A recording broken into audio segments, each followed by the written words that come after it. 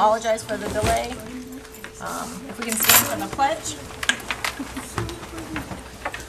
I pledge allegiance to the flag of the United States of America and to the republic for which it stands, one nation, under God, indivisible, with liberty and justice for all. The moment of silence. Thank you. Okay, we're going to start tonight with the election of officers. Looking for the election of chair and vice chair. So I will start by opening up nominations for the office of chair.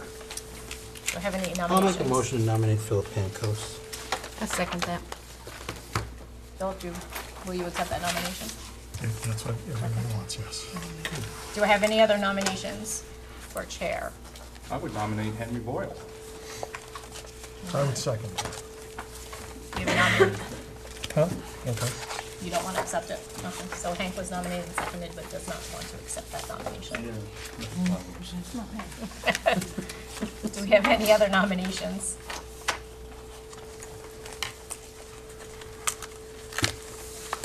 Seeing none, we'll do the vote just for the sake of vote. So all those in favor of Philip Pancoast as chair?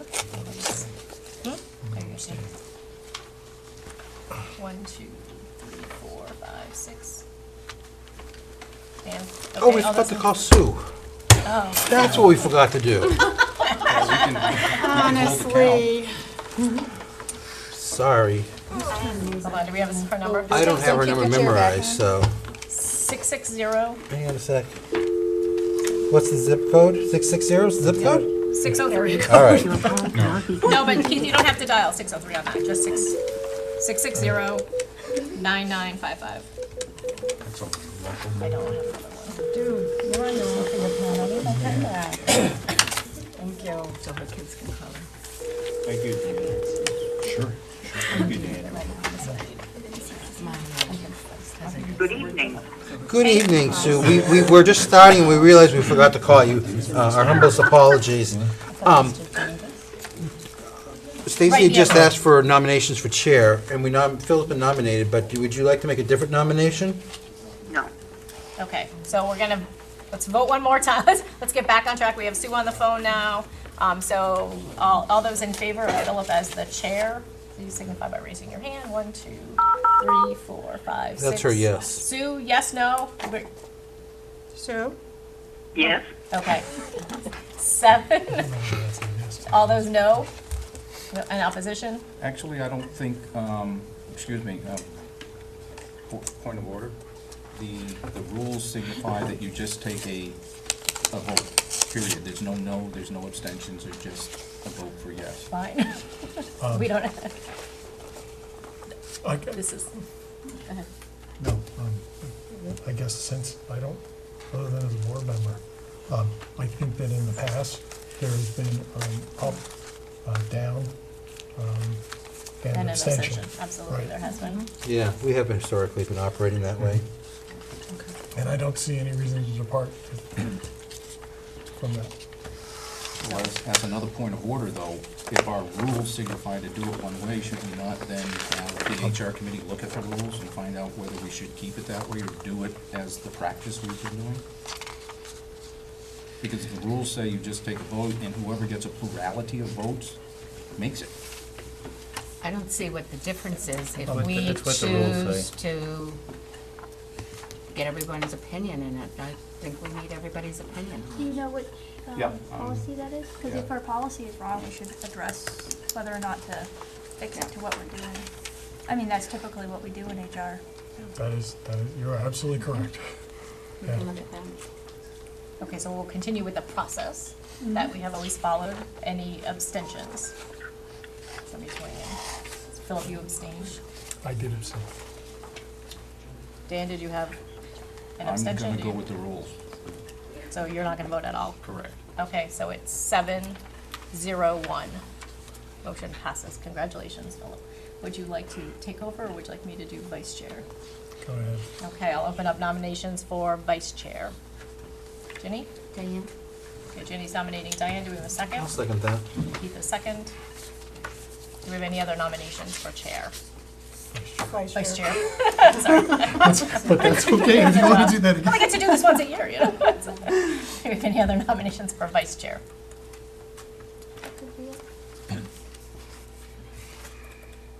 Seeing none, I'll take a vote. All those in favor of Diane as vice chair, please signify by Yes. raising your hand.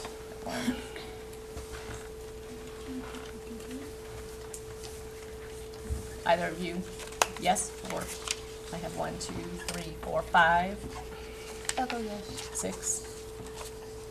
Noes? You signify by raising your hand. Abstentions? I don't know. I figure out what these things So again, 7-0-1. I always vote for this. Congratulations, Diane. Thank you. Philip, you can take over now. I just need to tell them. Go ahead.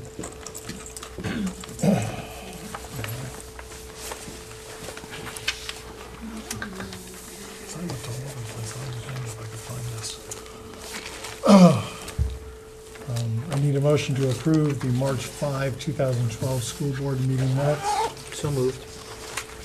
Do I have a second? Jenny? Second, yep. Any changes, additions, deletions? Jennifer? Page 2. It's unclear in the minutes as to what Hank Boyle was reporting as information only. It begins, Hank Boyle reported on the following as information only. The first year of a 3-year contract, 1 year with 2 option years. I believe we were talking about Mr. Ross at the time. And renewal. And renewal. So, we need to make it more clear. So I guess I would propose that, Hank Boyle reported on the following as information only regarding Mr. Ross driving school. And the information was you're looking at a renewal. We're actually going to have Yeah. a recommendation from the A&F tonight. Okay. Any other changes? Seeing none, all in favor of approving the minutes as amended? Abstentions? Mr. Cloutier abstains? I was not here. Thank you, Jim. Sue was in favor of it, if you didn't hear I thought I heard it. it. It was a quiet yes. Yeah. For her, that's a quiet yes. We must be boring her up, must be boring her. No way. Correspondence? I have just 2 substitute reports. Which I will hand around for your review. Commendations and good news.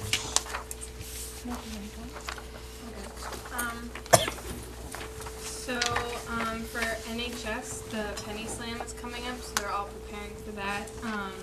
It's usually really successful, and $500 goes to scholarship, and the rest goes to the Excel Foundation, and the students in NHS were given a presentation about the program Excel on Wednesday of last week, and the program basically teaches leadership and community service to students in Madagascar and other foreign underdeveloped countries. And NHS is doing that in collaboration with the Equal Rights Group. For sports, cheerleading, they won the state championship and moved on to regionals where they placed 4th, so congratulations to them. For student council, like every year, the junior class gets a, I don't know what you call it, like a show or whatever, and this year they're doing game night, so students are preparing for that. It'll feature 3 separate game shows with audience participation and real prizes, and the date is to be announced. That's going to be exciting. That's it. Thank you. Can I finish the high school? Sure. Thank you so much. I have a bunch tonight. The music department has been very busy in March. They had a great concert. They've had the Marble Falls, Texas High School Choir, which is a very, very elite choir, come in. Our students were phenomenal that worked with them, and our students have been asked to go back to Texas to perform in a couple of years. So it's a pretty great honor for them. It was awesome. On the 24th of this month, our chorus and select vocal ensemble are going to the large group festival at Bow High School for competition. This past weekend, the music department hosted the New Hampshire Music Educators Large Group Festival South. There were 10 ensembles with over 600 students that were performing for the adjudicators in the Heber Theater, and public was welcome, and they had a nice turnout there as well. Our science department and the entire team of AP Bio and Chem students attended the 9th annual science fair held at the Concord Tech NHTI this past week. There were 68 entries representing schools throughout the state, and we have award winners in biology, a first place to Alyssa Cram and Caitlin LaPlante, first place tie in microbiology for Camden Bach and Chase Gagne and Alicia Bennett. Behavioral science was a second place for Abby Kelly. And molecular, I can't say it, biochemistry, a second place for Rachel Kanoshi. Awesome. That was incredible. Yeah, it is. Jackie Trexler is representing Goffstown High School as a state finalist in Poetry Out Loud. The state final championship is taking place Monday night, the 26th at 7 p.m. It's held in the Representatives Hall at the New Hampshire State House in Concord.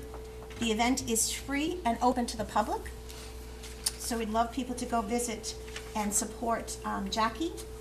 And a special acknowledgement, we have one of our students who is going to be awarded Eagle Scout, Dave Ricard. So congratulations to him as well. Thank you very much. Can we take a break? Because I just got a note about something. Do you mind having a brief interruption? Mr. Gross, you wanted to speak as part of public comment, but you have a selectmen's meeting to go to? Yeah. If it's acceptable to everybody? Thank you very much. I'm just gonna, I wrote out my comments, so I give it to the Recording secretary. Dear members of the board, thank you for the opportunity to address you in your public comment. I'm here before you as a parent, a neighbor, and a citizen. I'm not here as an elected town official, and my opinions are my own. They do not reflect the view of the boards which I may serve on in the community. Over the last couple of years, there's been considerable discussion about education in Goffstown and the success that we're experiencing in some of our schools. Recent test scores demonstrate that with the right leadership in place, our students can achieve wonderful results. I've had many conversations with parents and citizens from Goffstown, New Boston, and Dunbarton over the last year or so, and there have been continued concerns with the leadership at Mountain View Middle School. The issues at Mountain View are amplified based on Dunbarton and New Boston's recent decisions to explore other towns for the middle and high school students. And it seems quite clear to me and many others that Dunbarton and New Boston are very pleased with Goffstown High School, but they are not pleased with Mountain View. Parents, and many of them, have expressed concerns ranging from the school's environment to the lack of academic rigor in the upper grades. And I want to let you know that I share some of those concerns. I'm here tonight to ask you to address these concerns and make the needed leadership changes at Mountain View in the short term. The consequences of delaying these tough decisions have already caused a strained relationship with our sending towns.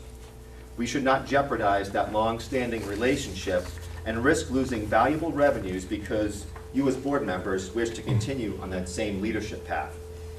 Mountain View has some fantastic educators and staff, and my criticism tonight of Mountain View Middle School is by no means an indictment of the staff and their abilities, as my own children have had some wonderful teachers at the school.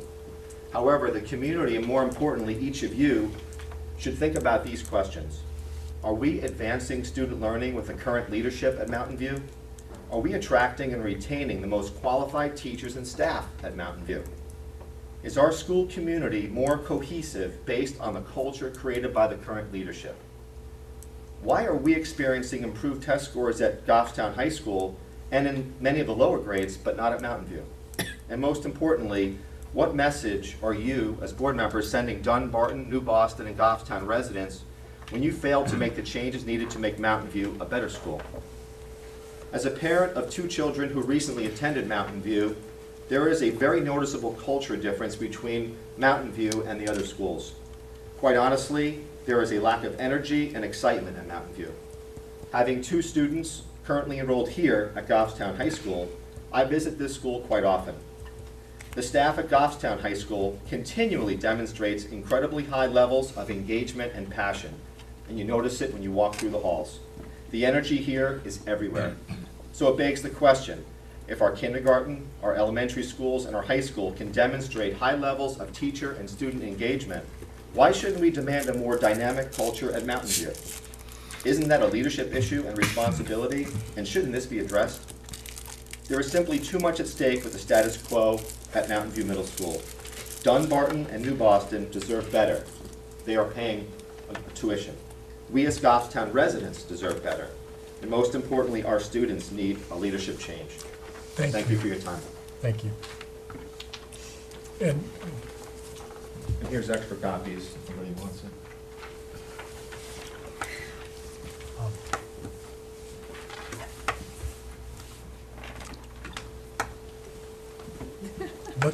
let's go back to good news.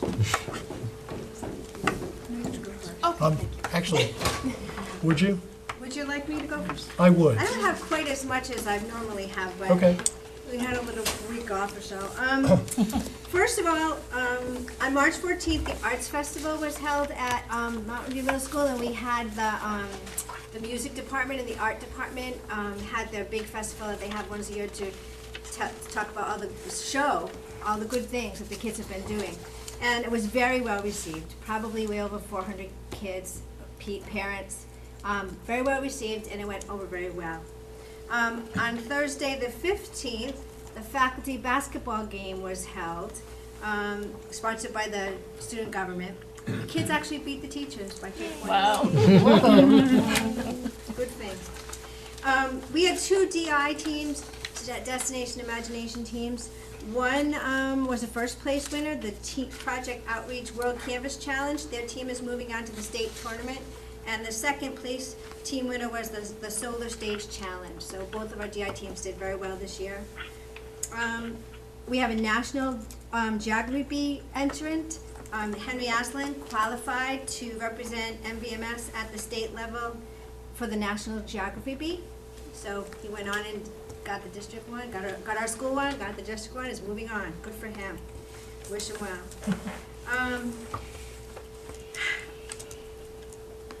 I know I had said before that sometime coming up in April that our string students in our chorus were going to be going to the nursing home. They've scheduled it for April 2nd. They're going to go play their strings and sing for the chorus at Bel Air Nursing Home. Also, a note from Ken Martin, our music person. I'm happy to announce that the Mountain View Middle School was well represented at the large group festival held this weekend. The 7th and 8th grade band and orchestra both sounded great and were well received by the judges. The 7th and 8th grade band walked away with an overall grade of a B. The 7th and 8th grade orchestra walked away with an overall grade of A. This chorus will be performing this Friday at Bow High School. And the last thing, grades close tomorrow. Report cards will be issued next Thursday. So there are good things happening in Mountain View. Yes. Thank you.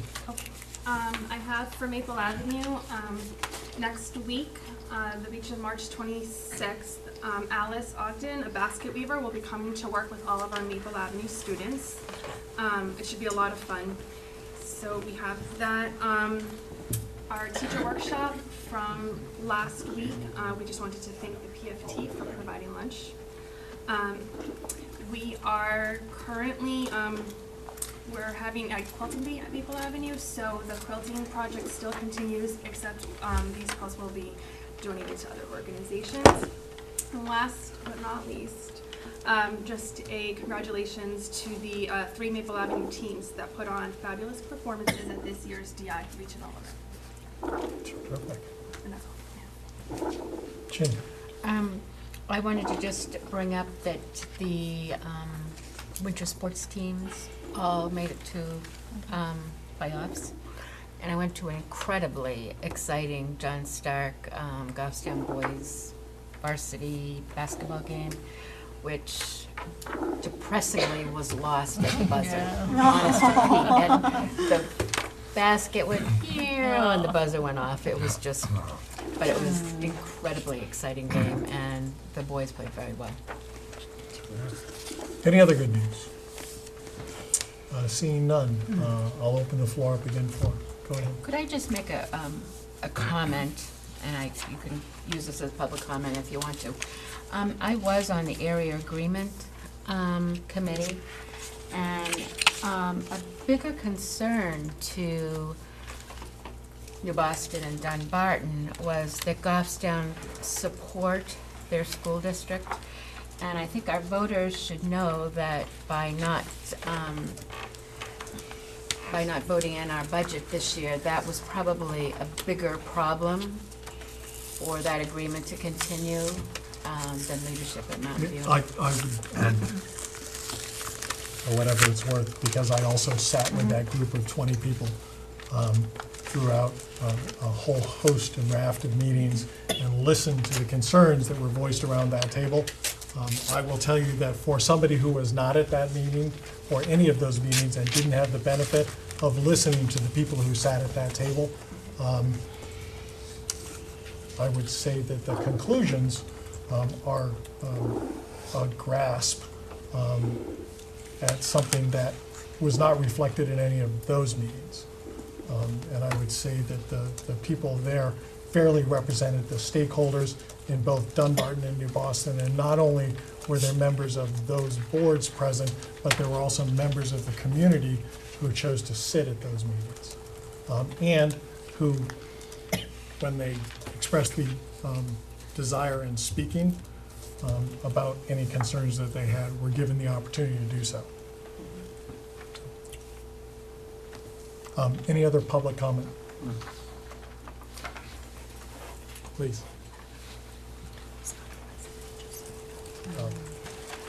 Would you? My name is Bill Mortimer. I am the EMT at Mountain View Middle School. Okay, and Bill, are you a resident of Goffstown? No, I'm not a resident, nor am I a technical stakeholder, but I wanted to. Okay, then will you indulge me? Absolutely. Because public comment is typically reserved for the benefit of members of the community or one of the sending districts. So the only thing I would ask is that unless there is no objection from the board, let me ask one question so they can make a judgment. What would you like to speak to? Just a brief opinion on my side on where we could go to consider the EMT and RN issue, something that we could possibly consider part of that process. Are you an employee of the district? Yes, sir. Okay. I would invite you to have those conversations in a forum that's appropriate. I'm not sure that this one is. Very well. Because it is an employment issue. And if there are facts and things that are germane to information that this board will eventually receive around the decision-making, and you probably know that there are a couple of models out there that Yes. we're thinking about. But if there are facts that are important, bring them to the attention of the person who you are direct report to. And I think as a practical matter, that makes sense, or call the superintendent. Very well. Because those facts are important to us. Very well. I just want to be part of the process, absolutely. Thank you very much, I appreciate it. Thank you. At what point will we be making budget decisions? Shortly, I'm sure, but not this meeting, but the next. Well, tonight I have the reductions to get to default, and so that is the big decision at this point in time. And again, you may choose to act in accordance with either I have or I don't have enough. So I wouldn't say that this is the final say on that point. And if you as a member request information or feel that there's value to having more information, you can request that and we can go from there. Does that make sense? Bill, you're right. BHC is the Board Employee Communications. Okay. That's our policy, is Communications BHC. that goes through the superintendent. Okay. Thank you. Is there any other public comment? Seeing none. Standing committee reports, admin and finance? Okay. We have a manifest tonight of $578,915.06. And I'd like to move that to the board. Can I get a second? Second. Major items are payroll. The 3/8/12 payroll was $444,229. Payroll taxes, $140,627. And health and dental, $479,679. I got up too early this morning. So the total for that was $1,064,535. Special ed, Lighthouse School for instructional services, $24,559.94. The provider, which is special ed transportation for February, $40,616, for a total of $65,175.94. Hank, excuse me, do you know what period that's for? February. Just February, okay, thank you. General expenses for Bonnet, Page and Stone. For reconstruction services, $7,500. CMK Architects, $17,315. It was all related to the school projects. Fred Fuller Oil, $18,059. To the Town of Goffstown Sewer Department, $10,100. PSNH, $10,822. For a grand total of $63,796. And that is the total. That is it. Are there any questions regarding the manifest? Mr. Clavier? Could you explain a little bit more about Bonnet, Page and Stone and CMK? I think I heard something about construction. Bonnet, Page and Stone with pre-construction services for the development of the plans for the Bartlett and the Maple School. And those, CMK They with worked the with architect. CMK and us. just, these are actually coming through for payment on this. The board heard on the Bonnet, Page and Stone and CMK, I believe in our last meeting, Last meeting. and approved them, so this is simply a This is the recognition that payment the for payment the is services occurring rendered. out of this manifest. Okay. Okay, Don? Dan? Yeah, thank you. Any other questions? Seeing none, all in favor of the manifest as presented? Yes. Opposed? Oh, I'm sorry, I'm in favor of that, sorry. Abstentions? We're unanimous. Little items you've noticed, on commodity bids are coming up. This year, Ray has proposed and is going to go out with the milk bids. Instead of 2 suppliers, what we had in the past, we're gonna have 3 suppliers to get maybe more competition. 1 to 2. Pardon? 1 supplier to 2 suppliers. I thought you said 3 there, buddy. Okay. We named 3 off that we were going to be inviting for Okay. participation this year. And what else? Driver's ed. We would like to recommend that the option to renew it for 1 more year, so we take that option up. The Ray spoke to all the high school staff, and they were very glowing in their recommendations for extending it. I need a Same price. Okay. Who do we have?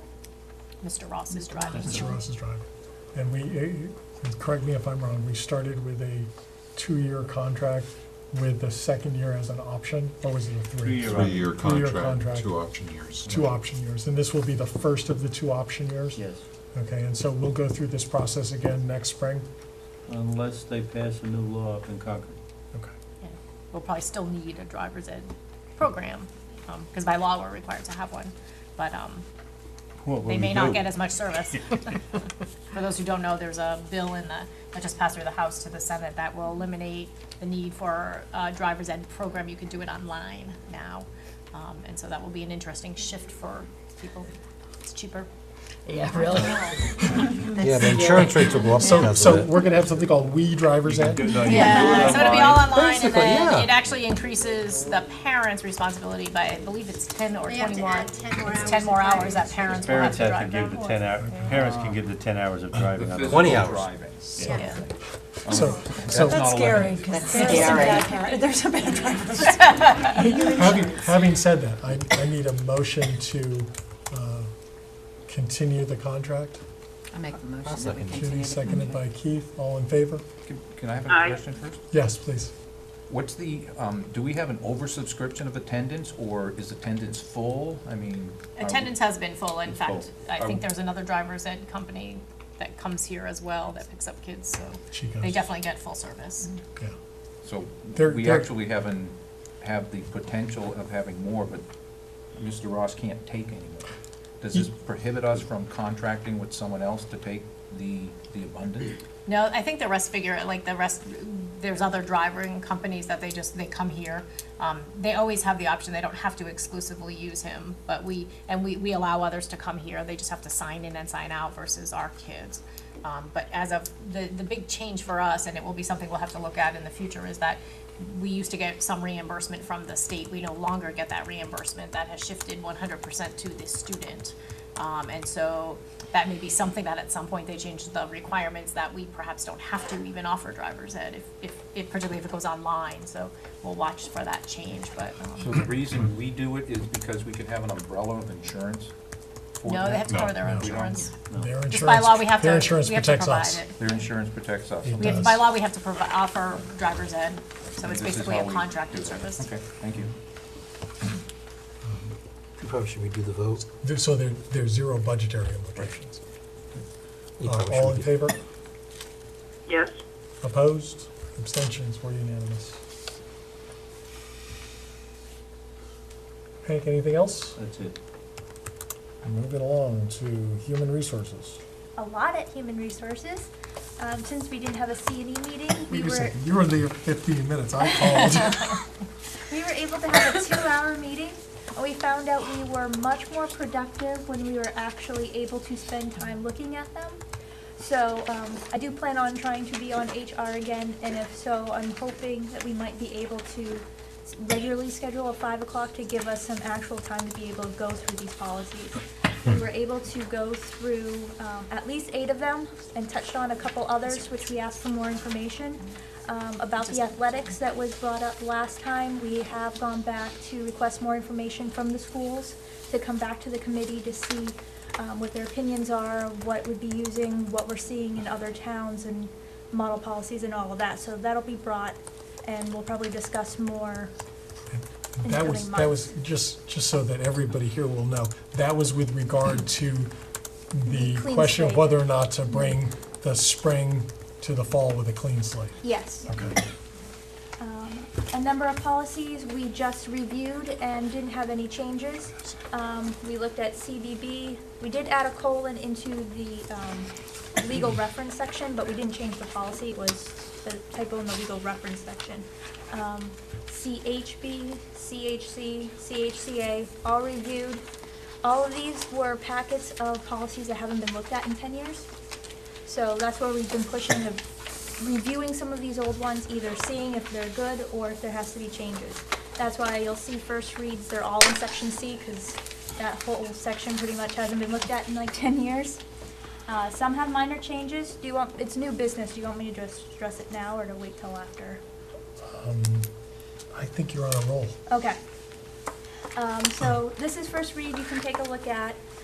In CA, we replaced the wording in section 3, letter D. Sorry. Can you just give the title of the policy also? Absolutely. Administration goals. Administrative Okay. goals.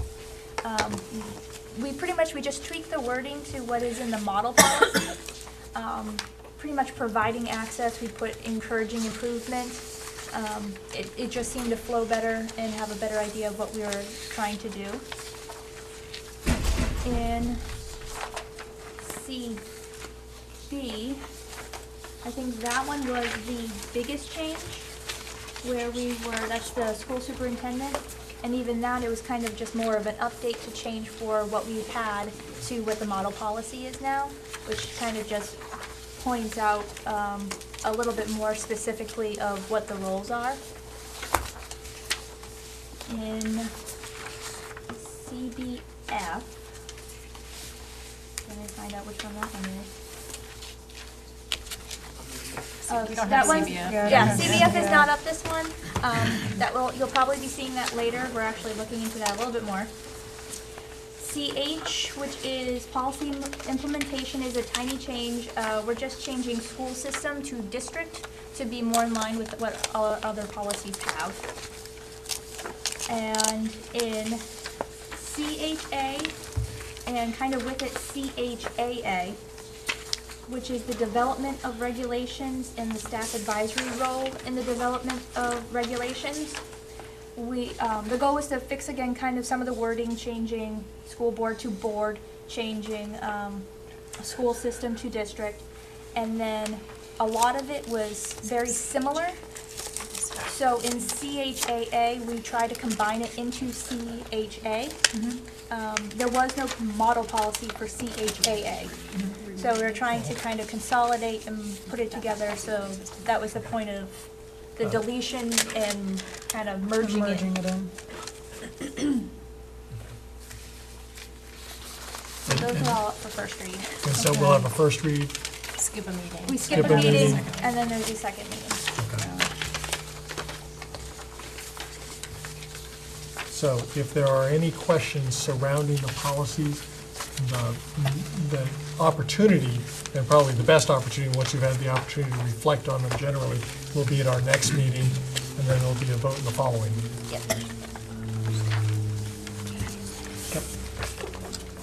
So Anything else? Well, our next meeting would then be April 9th, which hopefully, if we can, and the committee, whoever the committee is, would be for it, would be to move it to 5 o'clock. Okay. So we can get 2 hours in. So whoever wants or is thinking about HR, think about that time frame as well. Yes. Planning and communication. We did not meet this month, we meet next. We met last. Well, this week, pardon me, yeah, we met last month. Last meeting, which you got a summary on, we did not meet this evening, we will meet again on April 2nd. That's that, a good thing. 'Cause I can't- Curriculum and education.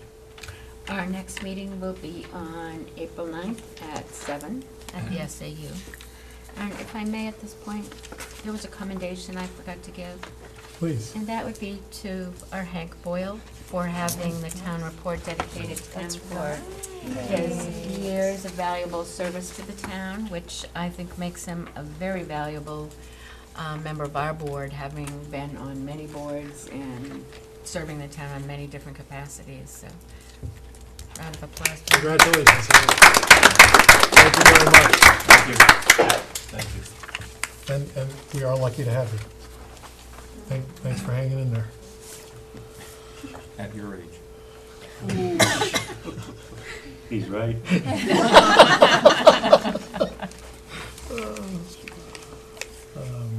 Budget committee report?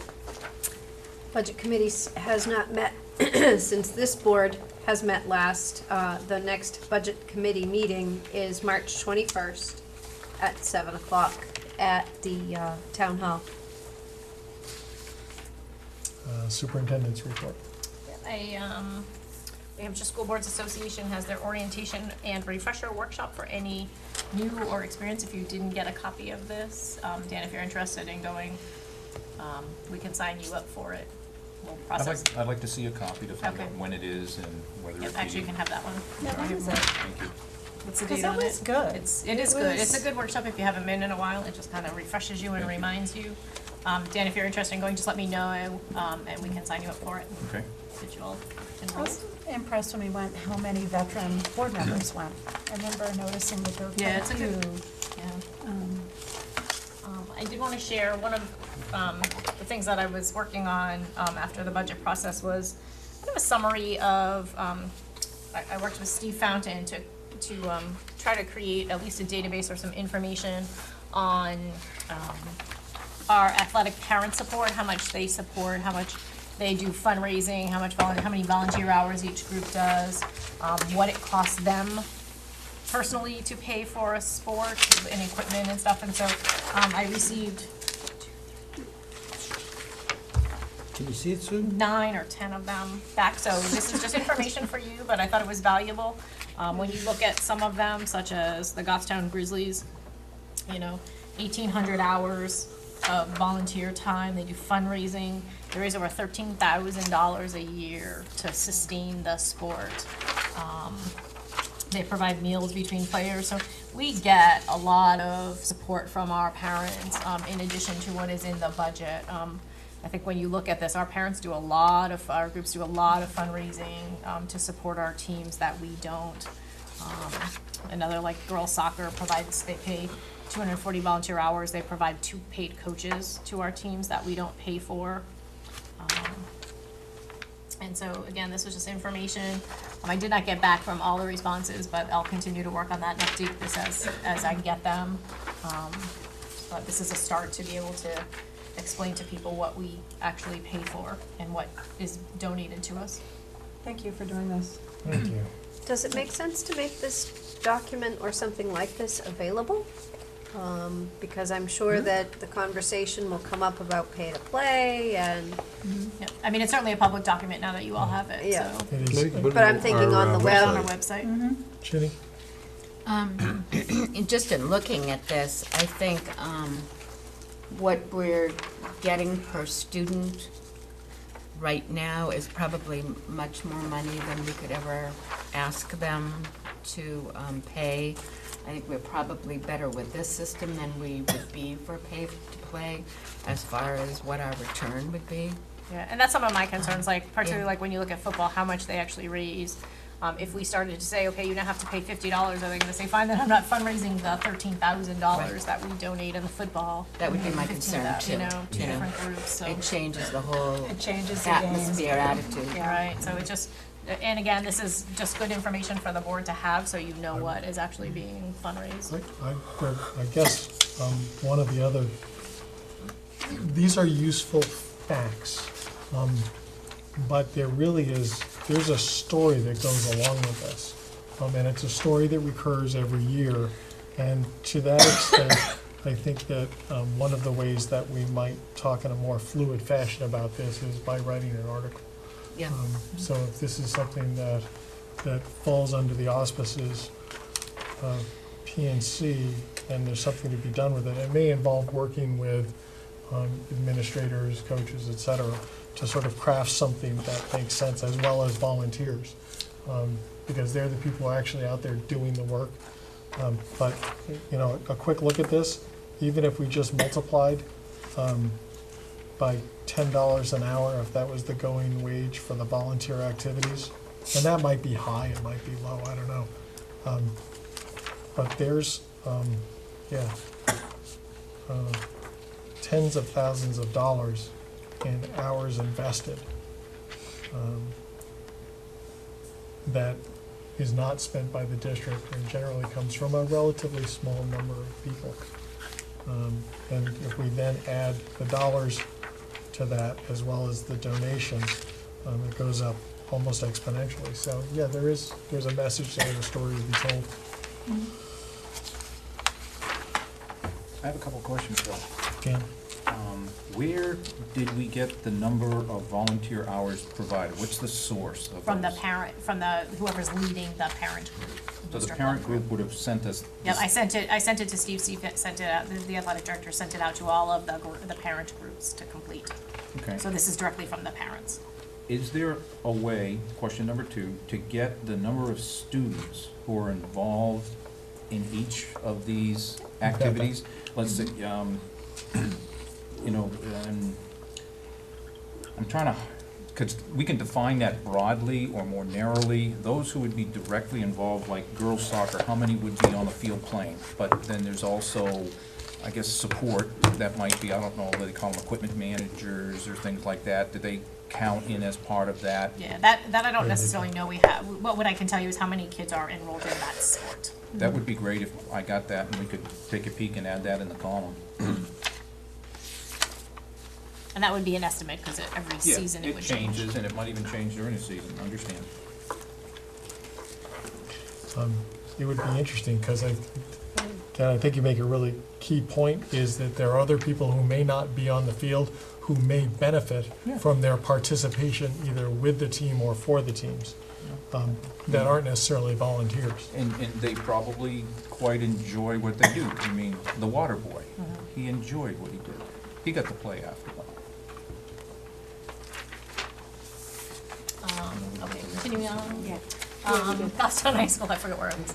Goffstown High School, just so you know, graduation has been set for June 14th for anybody who wants to go. And for the public, June 14th at St. A's. So hopefully we won't have any more snow. We have 1 day flexibility still for seniors to still make it before we actually have to think then about a waiver. As you know, St. A's, because of their schedule, we kind of get the date. And if we have to change it, it's a nightmare. So the 14th is a nice day for us. It's day 176 for seniors, so it works into their schedule. It's before everybody else, as opposed to 2 years ago when they graduated after everybody else. So it works nicely this year. So we'll be filling in the rest of graduation. So I'll let you know when those are. I think Denise emailed you the list for the committee assignments, so certainly take a look at that. If anybody has any questions about those, what committee assignments, and Philip, I don't know how you want to handle it. You want people to get back to you on which ones they're interested in? Rather than doing paper, if you would provide me with things that you are not interested in. So if there are committees that you are absolutely vehemently opposed to serving on, let me know.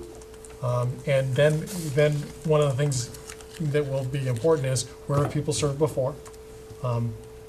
Where are they most knowledgeable? And how can we best use the resources? One of the things that I think we really need to focus on is making sure that when somebody needs to volunteer from this table, that there's not a lot of silence and then somebody sticks up their hand, because I will tell you, I volunteered for a lot of stuff that I personally have not accomplished in the way that I would have liked to have over the course of this last year. Which is not to say that other people haven't also volunteered. I can only talk about myself, but the more we push the work out so that everybody has a hand in it, even if it's not your specific committee, I think the better off and the more balanced we will all be in achieving our objectives, which will sort of hopefully grow out of our retreat. Yeah, We'll get a better handle on that. We need all hands on deck. So if there's something where you really just don't have an interest, don't have an inclination, don't believe you have knowledge that's going to be helpful, let me know. And then we'll go from there, and, if it becomes dialogue, it becomes dialogue. But there's some, there are a lot of people who've been here for a while, there's some people who haven't been here for very long, so it's a question of how we most effectively use our resources. It's a great opportunity. Dan, you don't get a waiver for not being here very long, because you've been involved in sort of the process for a long time, and I know you're well educated. Jen did well in the budget committee. I think that's her volunteer. I was thinking the same thing, Dan. We try not to volunteer people for things without at least knowing. I do understand people didn't volunteer for the technology committee. I'd be totally willing to do that. Okay, then I'll try to do my darndest to remember that. I'll send it to you. You still with us, Sue? But again, if, Yeah, I'm here, I'm listening. Just making sure. Okay, so moving on. We received, this year, the high school did the youth risk behavior survey, which is a survey we haven't done in a while. And so we thought it was time to kind of gauge where we are. For those who don't, that's a survey that looks at kind of drug and alcohol use of teens and risky behaviors. And so we have those results. So my thought was to bring that to CNE, to share those results. Do you think that's the best place to do it, or? Is that something we should just share with the whole board, or? It's up to you, that's why I'm bringing it. How would you like to? I think it would need somebody else coming, probably from the high school, to do a presentation on what the results were. I just didn't know, typically those kinds of things go to CNE, but it's something we haven't done in a while, so I wasn't sure. What is it again? It's the Youth Risk Behavior Survey. It's basically a survey we give every student in the high school. And it just looks at alcohol, drug use, risky behaviors, driving in the car with others who have been drinking, you know, it's a list of, Now I get it. It's Do you have it's a a question? non-identifiable Correct. survey that the kids, so we have to take it with a potential grain of salt depending on what they put on there. absolutely. And we scored, there were some areas that had some concerns that were a little higher than the state average. For the most part, we scored below that or below the state average. It's certainly something we look at. I just, as we start to make things public, because we got the results, and so groups are asking, so the youth forum uses this data to help analyze and look at things. But before we made those really public, I wanted to make sure the board was aware we had done the survey and to look at the results. So I just don't know what the, Other than having some information, some data, is there, other than outside entities, are there things that the district may or may not seek to change with regard to how it uses that data or how it responds to that data that sort of constitutes a plan? yes and no. I mean, we will look at the data, and so the high school administration will look at that, determine are there things we need to address that we specifically need to look at? Do we need another student assistance person? Like, what are our concerns based on the data? I don't think they've gotten that far yet. Okay. Can we Why don't we fingerprint the do it ones at that C&E that mark off and then significant drug use? Can we whatever. fingerprint the paper? Why don't I know we who do they it are. in C&E, because it sounds like there are other pieces, and then if there are questions in the report out, we can cover them there. Just a reminder, I've sent out 2 meeting wizards, one for an SAU board meeting and one for the Goffstown School Board retreat. So if you haven't responded to those, look for those. They come in as like a meeting wizard from me. So look for those and get back to me. I'm trying, hopefully I've got most responses, so I'm gonna try to get those scheduled by the end of this week. I do have I just wanna let you know that Brian actually has an intern who's just doing just 10 hours of observation through Southern New Hampshire University. Actually, it's, I think, somebody who's in one of Brian's classes that he's teaching. Going to be working, it's just 10 hours of observation, so this is just for your information. She's been fingerprinted, and it's just mostly observation as opposed to student teaching, so I just need to inform you of that. And just the last thing is Brian wrote a grant from the state. It was a competitive grant for allocation of dollars. We were eligible for up to $20,000 to write a grant for safe schools, any kind of response to that. And so we wrote the $20,000 grant with the Hampton School District, because obviously the more districts you have together doing the same thing, they like that, for $20,000 to bring the actual PBIS to Mountain View Middle School. And we just got approval of that grant. We also have 2 other districts who are interested in working with us on that, 2 other middle schools, Concord, and I can't remember what the other one is. Rye. And as part of that, we've agreed to allow them in if they purchase another day of service, so we could get another day of training. And so we're gonna bring PBIS in we have to spend the grant money by September.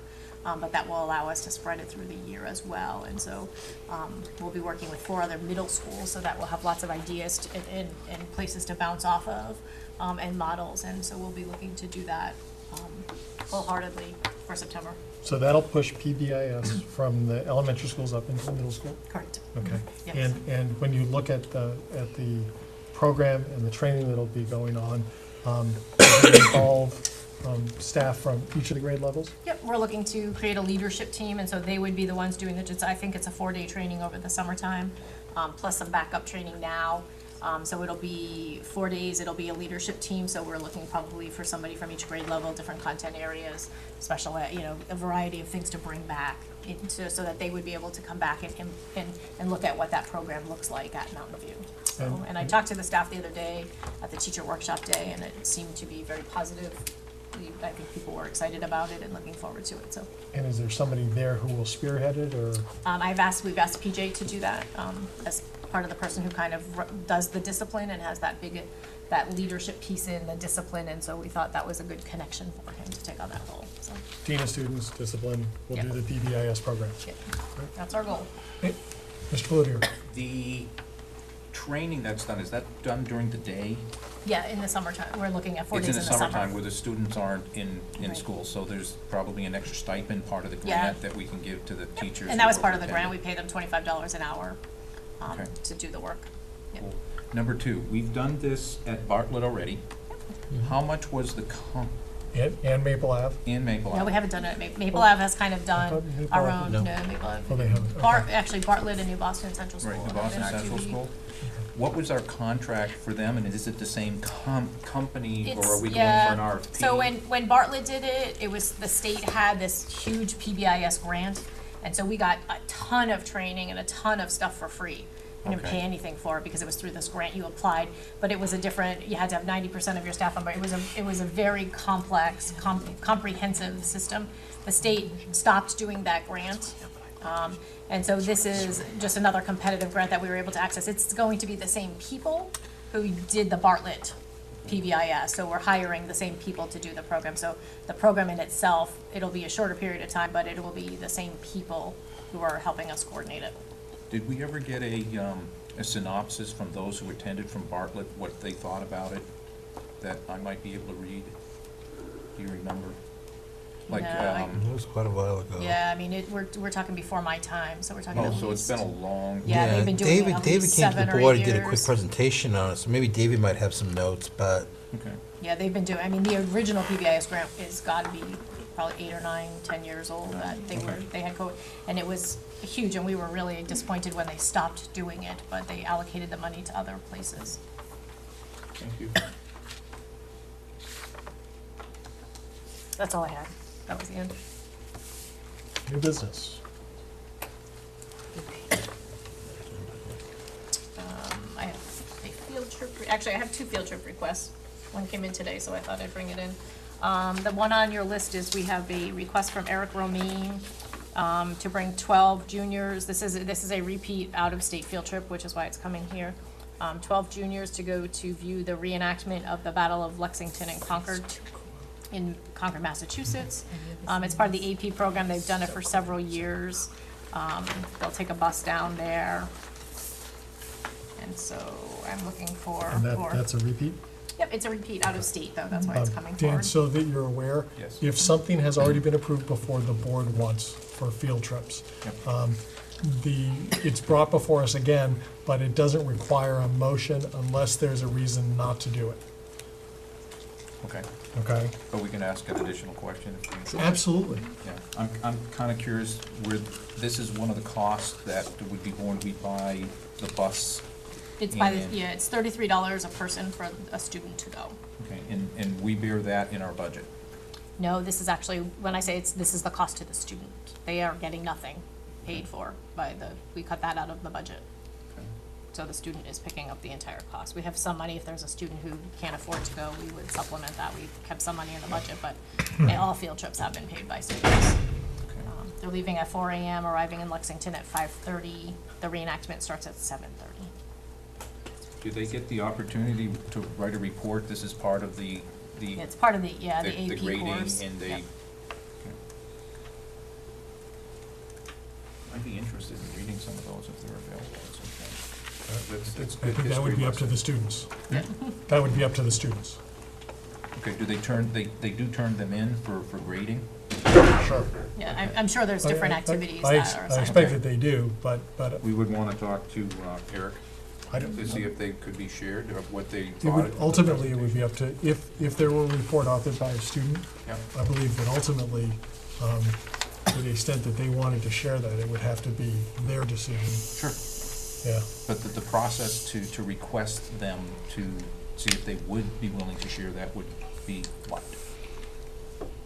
I'm not sure that there is one. I can tell you, I don't know that anybody's ever requested that a student piece of work be presented to and reviewed by the budget committee, excuse me, the school board. Did I say that? Have it. Have it. Right.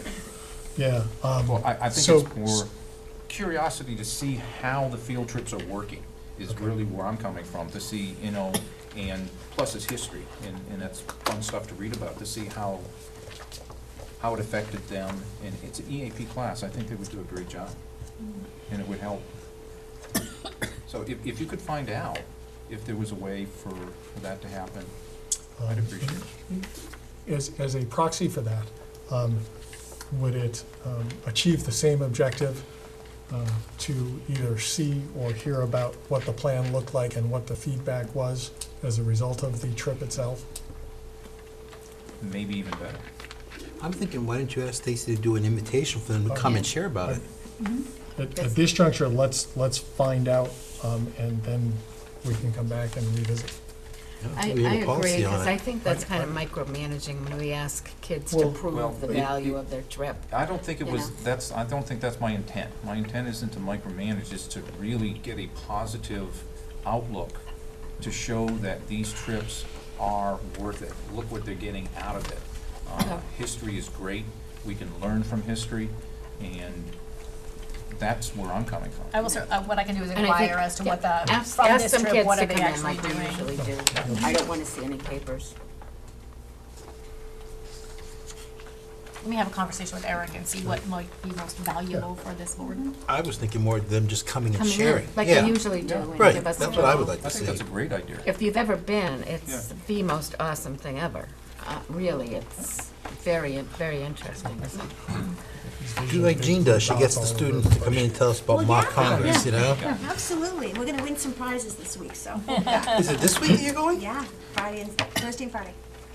Okay, so the other field trip is Eric Greenland's culinary arts class. Would like to go to the, and again, this is a repeat, but it's an out-of-state, so that's why it's coming back to you. On April 19th, they would like to go to the Lincoln State Culinary College in Hartford, Connecticut. Again, it's a higher education for culinary arts, and so they show them the program, they talk about what careers you can go into in culinary arts, and it's just another opportunity for our students to see what higher education can do for them. Any questions? The same thing, this would be borne by the students, and do you know about approximately how much they're bearing? I believe the trip itself, it looks like transportation is provided by the school, so we must be able to fit it into our day. And then there's no cost because the college bears the cost of whatever they do to bring them there. And kudos, I've had some of their food before when we've had meetings here, and it's very good. Yeah, it's really good.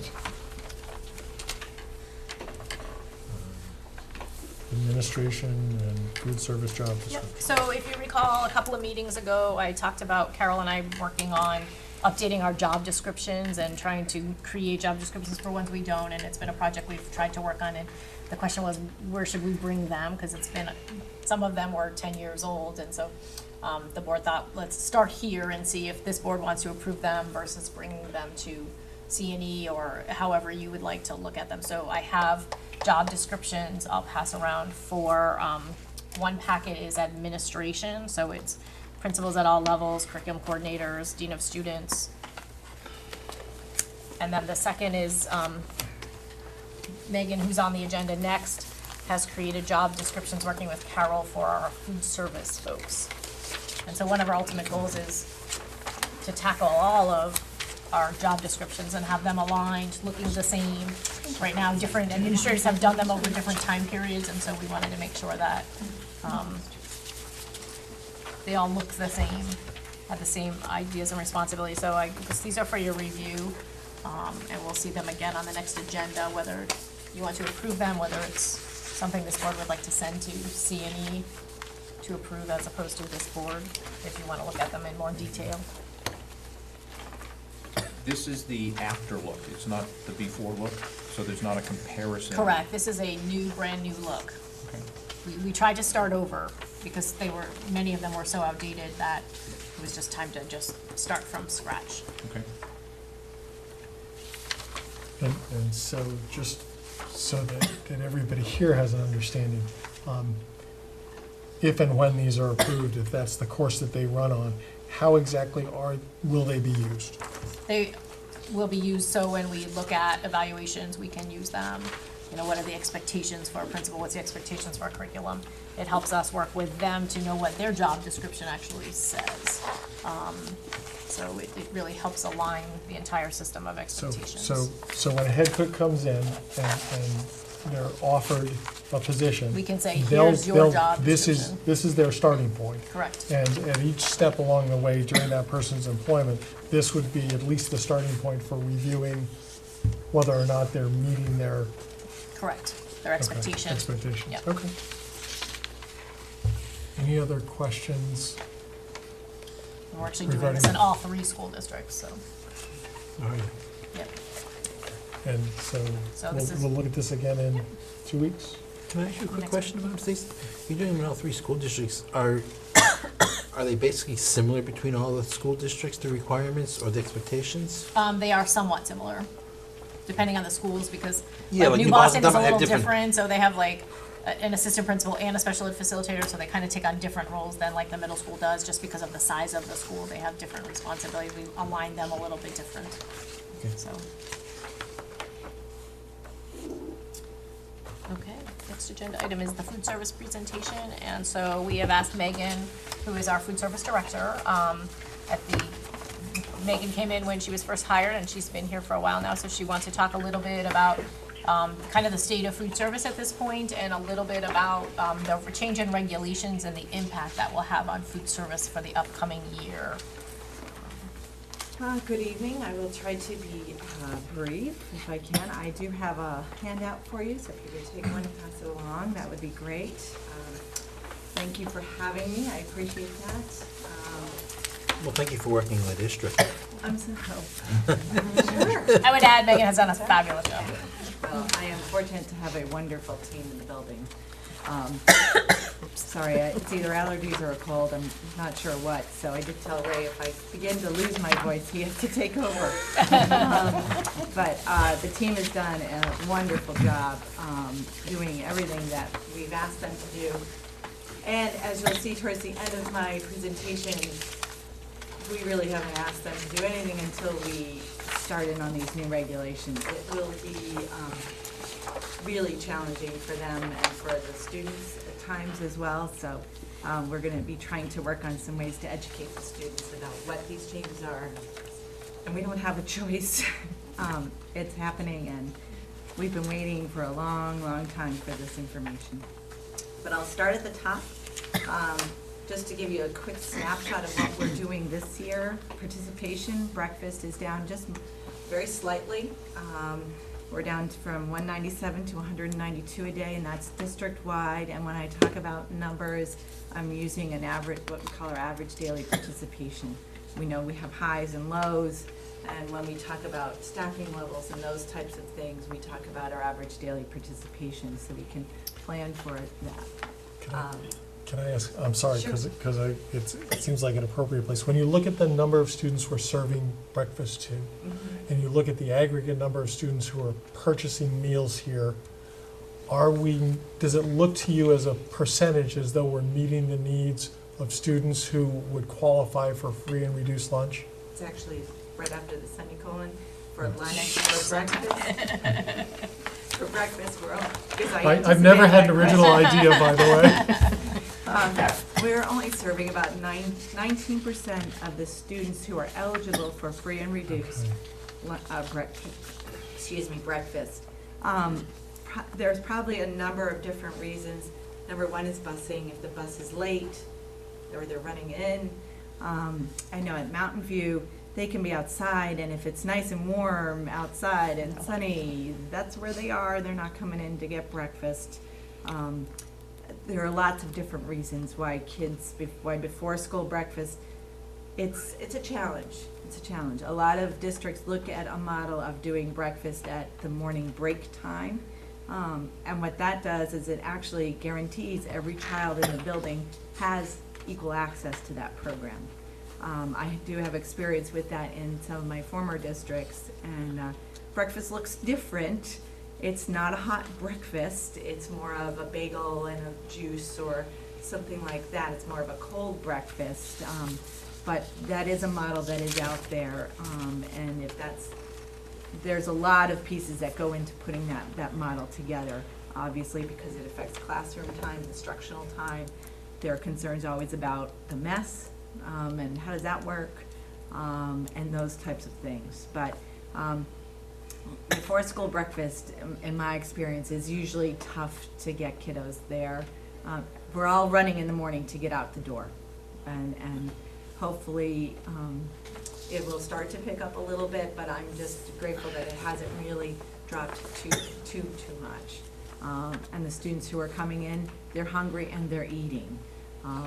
Lunchtime, yes, they're hungry, but they're not always eating as much. I think breakfast is probably consumed more so than lunch. Lunch, Actually, that's on the breakfast one. Are you seeing a majority of it being at Bartlett? I mean, how is it divided up among the school districts for taking advantage of it? Actually, Mountain View has the highest participation. Okay. The high school has one of the lowest, so it doesn't go by enrollment when you would think it would. The high school, we actually even tried, if you know where the cafeteria is, we're kind of down this end and the students all come in over here, so they've really got to decide that they want to come and have breakfast.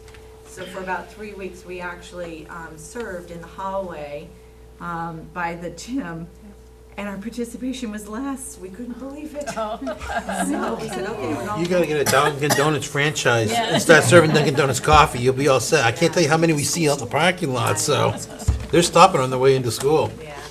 So the enrollment numbers don't necessarily, because Maple and Bartlett are about equal as well. Okay. Bartlett might be a little bit higher, but they're about equal. If I can interrupt once, the 19% of eligible for free, where do we get the 19% from? I calculated that. I took our average daily participation for those two subcategories, free and reduced, Yeah. and divided that into our overall pool of free and reduced. It's the source of the data I'm looking for. How do we know what the total population is? Is there? Megan knows. That's because all the applications go through my office. I have a computerized system. Right, that so these are approves the it. applicants who have actually applied for it, so that's our global population. Well, that's ours. That helps me in the processing Yeah. of the data. And we've done things to try to capture as many of those Right. people, but it's a voluntary Right, application. so what I'm thinking is, that's the better number for me to work with, because what I've heard before is we don't have the total who are eligible. We don't. We don't. We And don't. so these are only the ones we know, and that's what I'm And it saying. So that shows in- 19% could really be only somewhat less than that if we knew the whole population. Like, yeah, That's where right. I'm For coming from. example, Bartlett is 40%, It's 30% close to 40% overall. Right. is free and reduced. Dan, the number of people eligible are not not the full Right. number, are not taking advantage of it. Right, at the Clearly. total. But what we know of, the ones who have applied that we know of, may take more advantage of lunch and not the breakfast. Yes, and you'll see that, because 70% of our eligible pool that we know of participate in lunch, so you'll see that big shift. We have had a slight increase in lunch, primarily at the high school level, which is just thrilling to us that they're eating more meals than, people fondly refer to the snack shack, and parents who call the junk food. I'm like, well, we have baked chips, we actually don't have junk food anymore. That's kind of a misnomer, but it'll get there. You have vegetable chips? Those are really good. Very expensive. Oh, yeah, I know, Yes. but I splurge on myself. I know. They are delicious, but Yeah. kind of more of a college and older flavor profile as well. Okay. District-wide, we're about 18% free and reduced, and it's a slight increase over last year. A lot of folks will ask, aren't we going up a lot? The conversations I've had this year with families, and I've had more of these than I have in 15 years of doing this job, is I've just moved in with my parents, we lost our house. Whose income do I have to use? And I have to use everybody's income, and that doesn't qualify them. Or they're still living, they're trying to make the budget, they're trying to make things work, and they miss it by $100. That's been the hardest part this year of that program. And so we have no ability to waive So- anything. No kidding.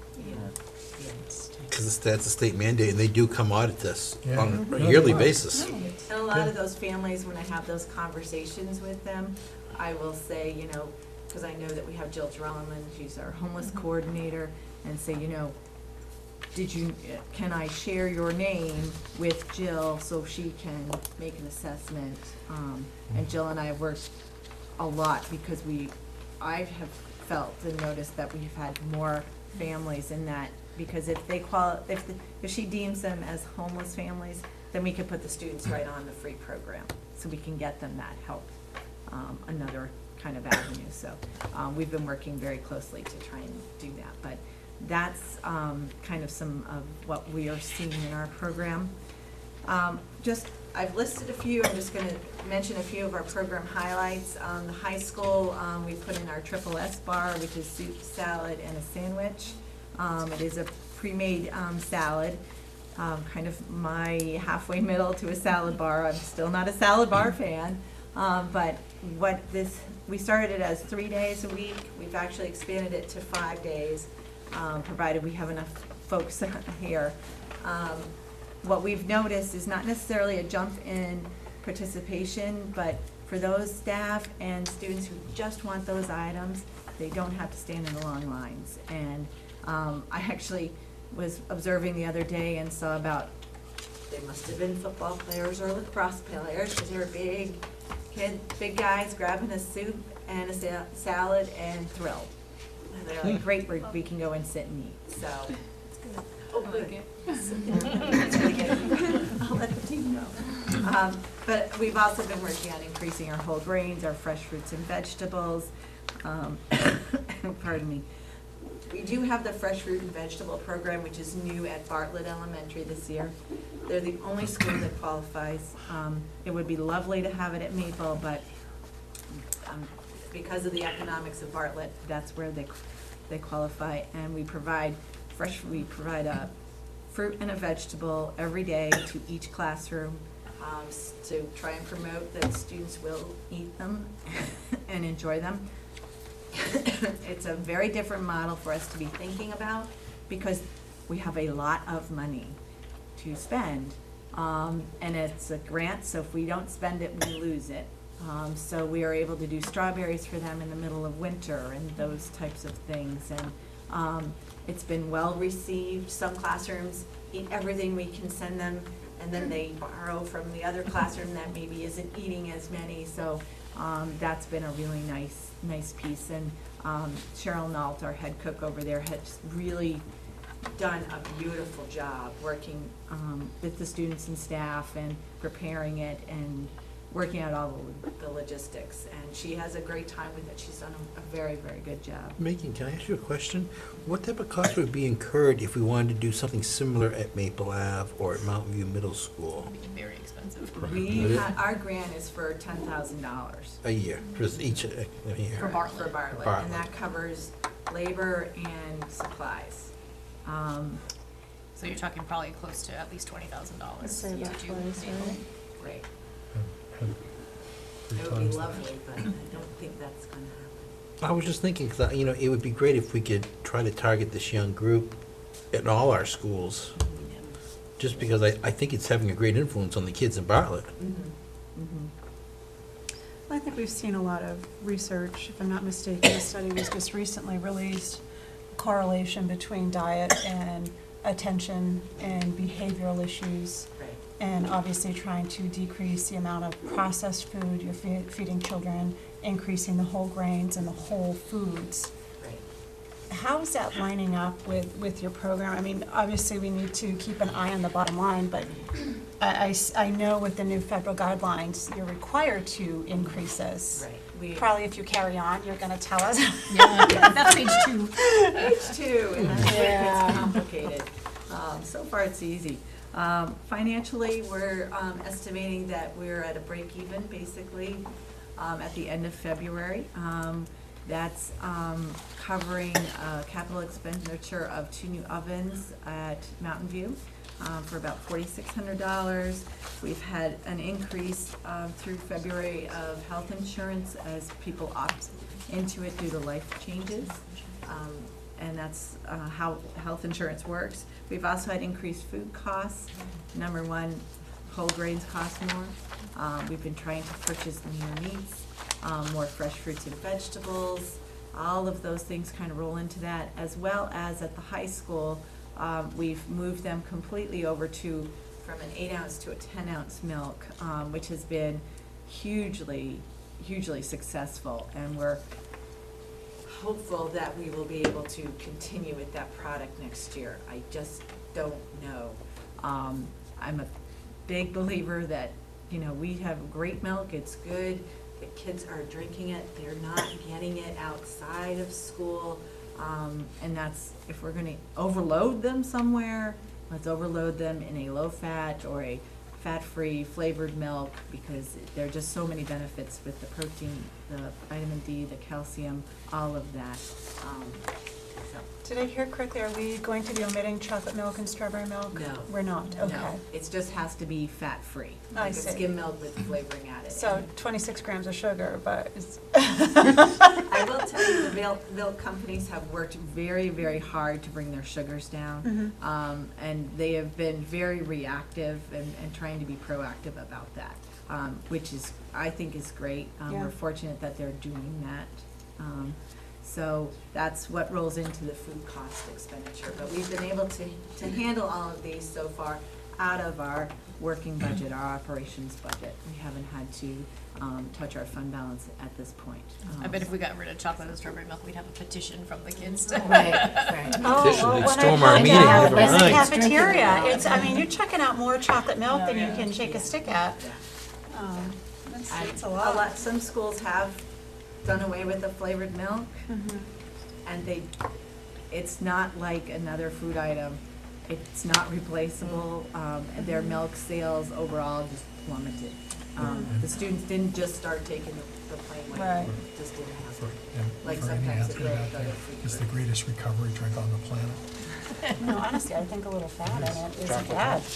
I think you kind of need the fat to help process the sugar.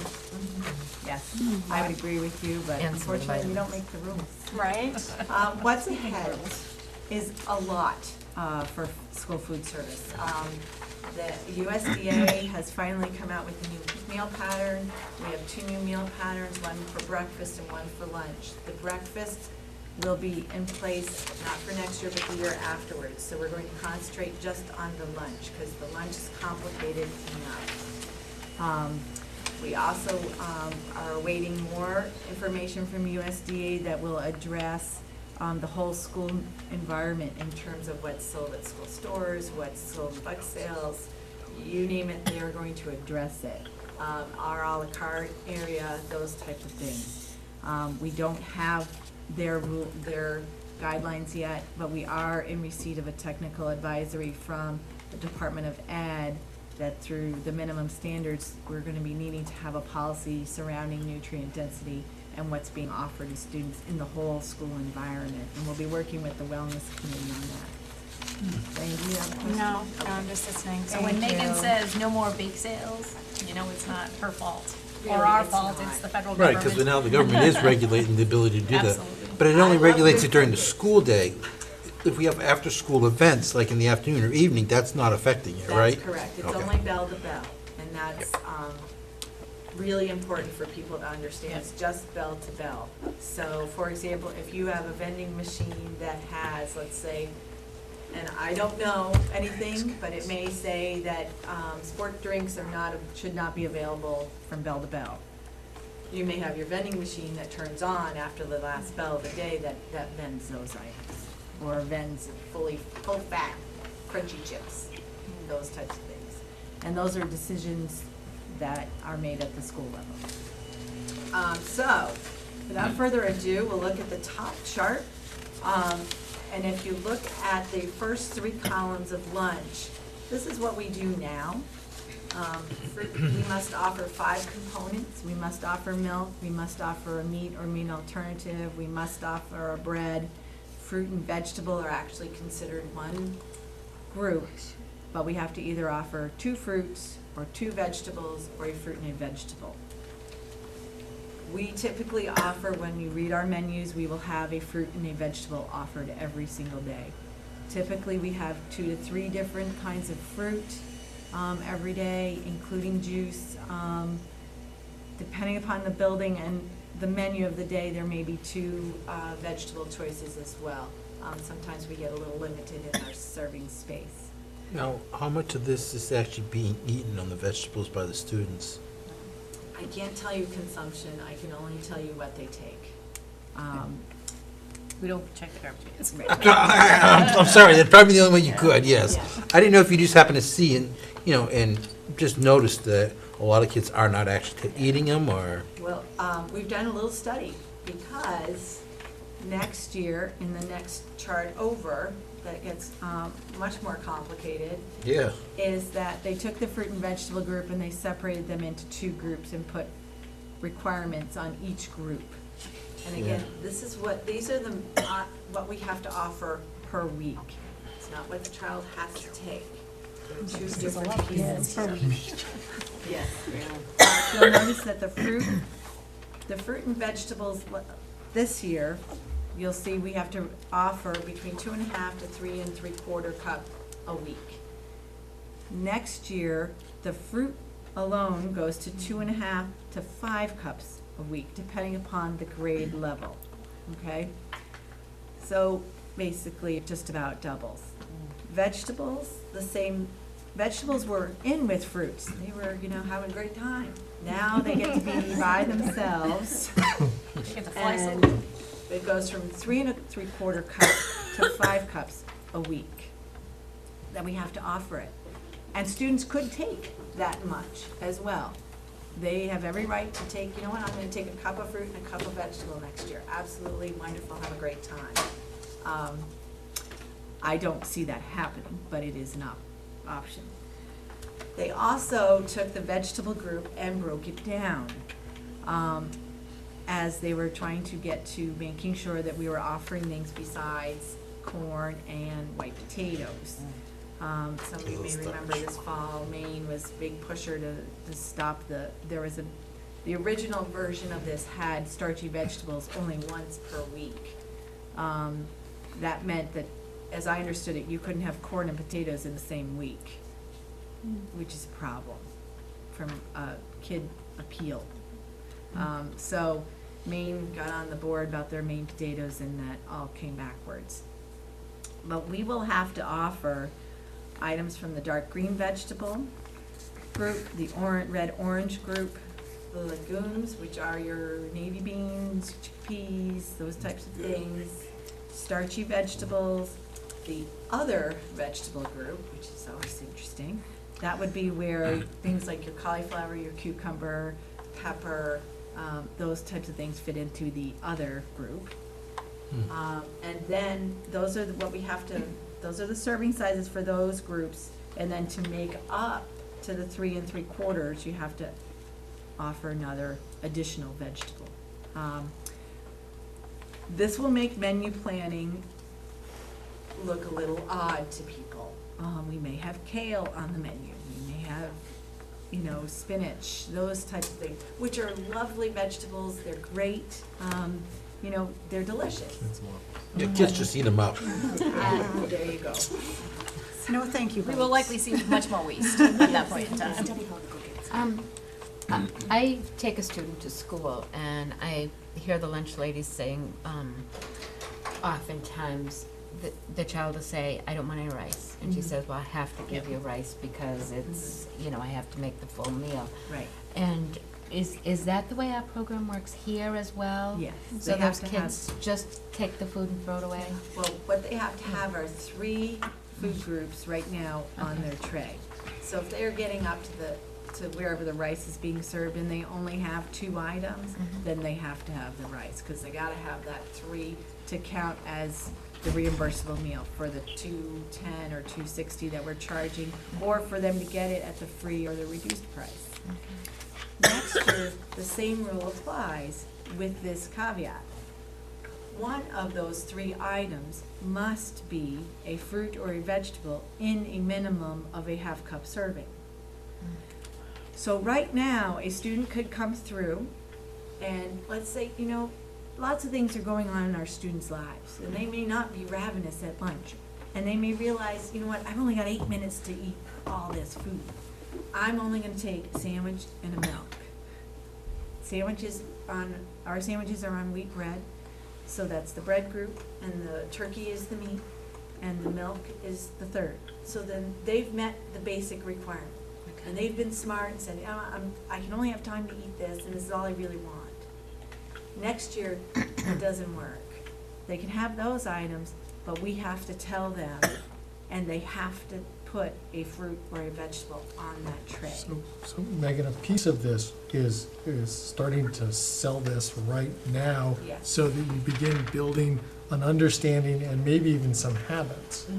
So, Right, and that's the goal of the whole Correct. program, increasing kids' access to fruits and vegetables so that they would prefer to take kale Right. over french fries. But it's me. Wait a second. I don't know, if that's gonna happen, but it's Can the you cook concept. kale in oil and salt it?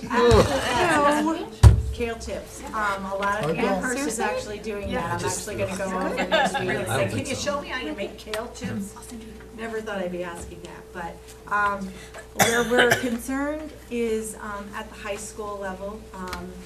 We actually did a stick tally for 3 days here and at the middle school to see how many students went through without a fruit or vegetable of any shape. And we came up with close to 200 meals a day, times 180, times for a decent apple, it's gonna cost us 20 cents. The math adds up really fast in terms of food costs, and that's just one group.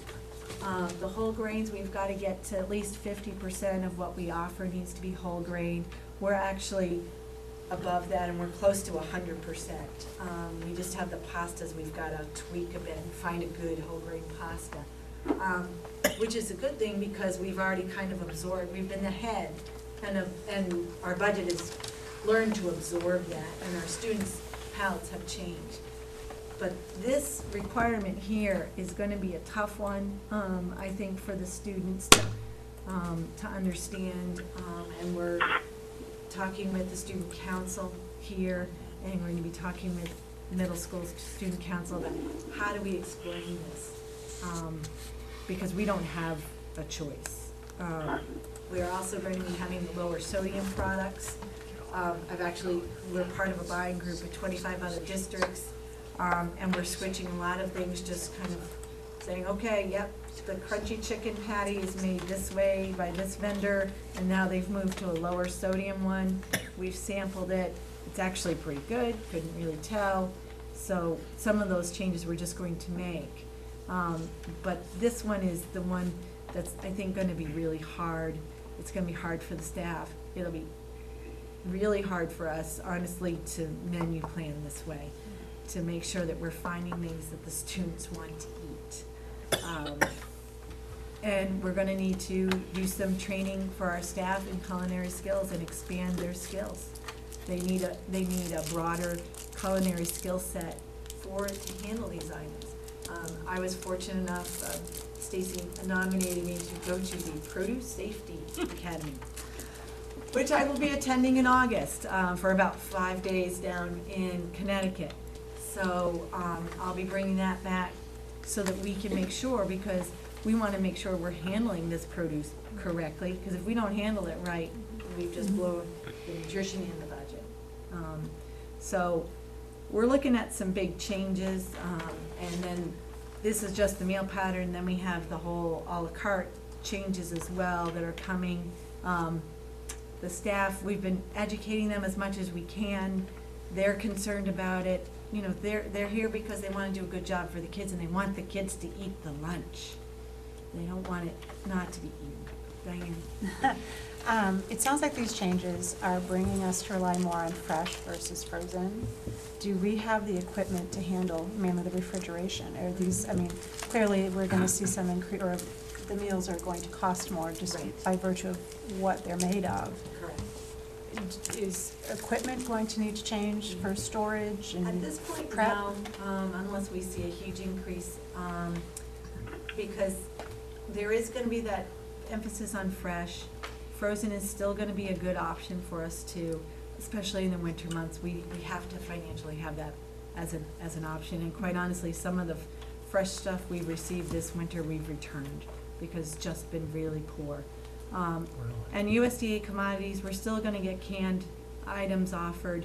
We don't take, or I make the decision not to take every commodity that comes through the door, because some of their products are just, they're not good.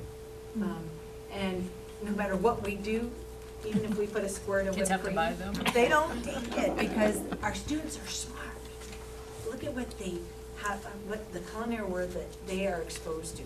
They are smart and savvy. They know when we're, trying to just, and we don't want to do that to them, because that doesn't feel right to us as a team.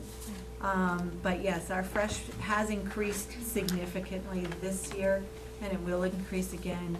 Our vendors are good in that they will drop multiple times in a week, especially for Bartlett and for Maple. And even Mountain View, because Mountain View is tight on refrigeration space as well. But it's a great question. In terms of equipment, what I'm more concerned about is holding equipment, making sure that that equipment is working correctly, so that we're holding food appropriately, so that it's still a quality product. So, it seems to me that what we're talking about in Goffstown is also being talked about in Laconia and Concord and Nashua and Portsmouth and New York and Albany and Toledo. Is there, there have to be some sort of creative culinary efforts to get food into a form that's more desirable.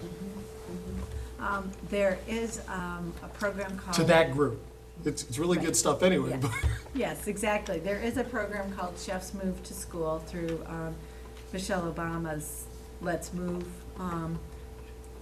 The problem is the chefs have not stepped up to the plate, because coming to work in school food service, it's a different world for them.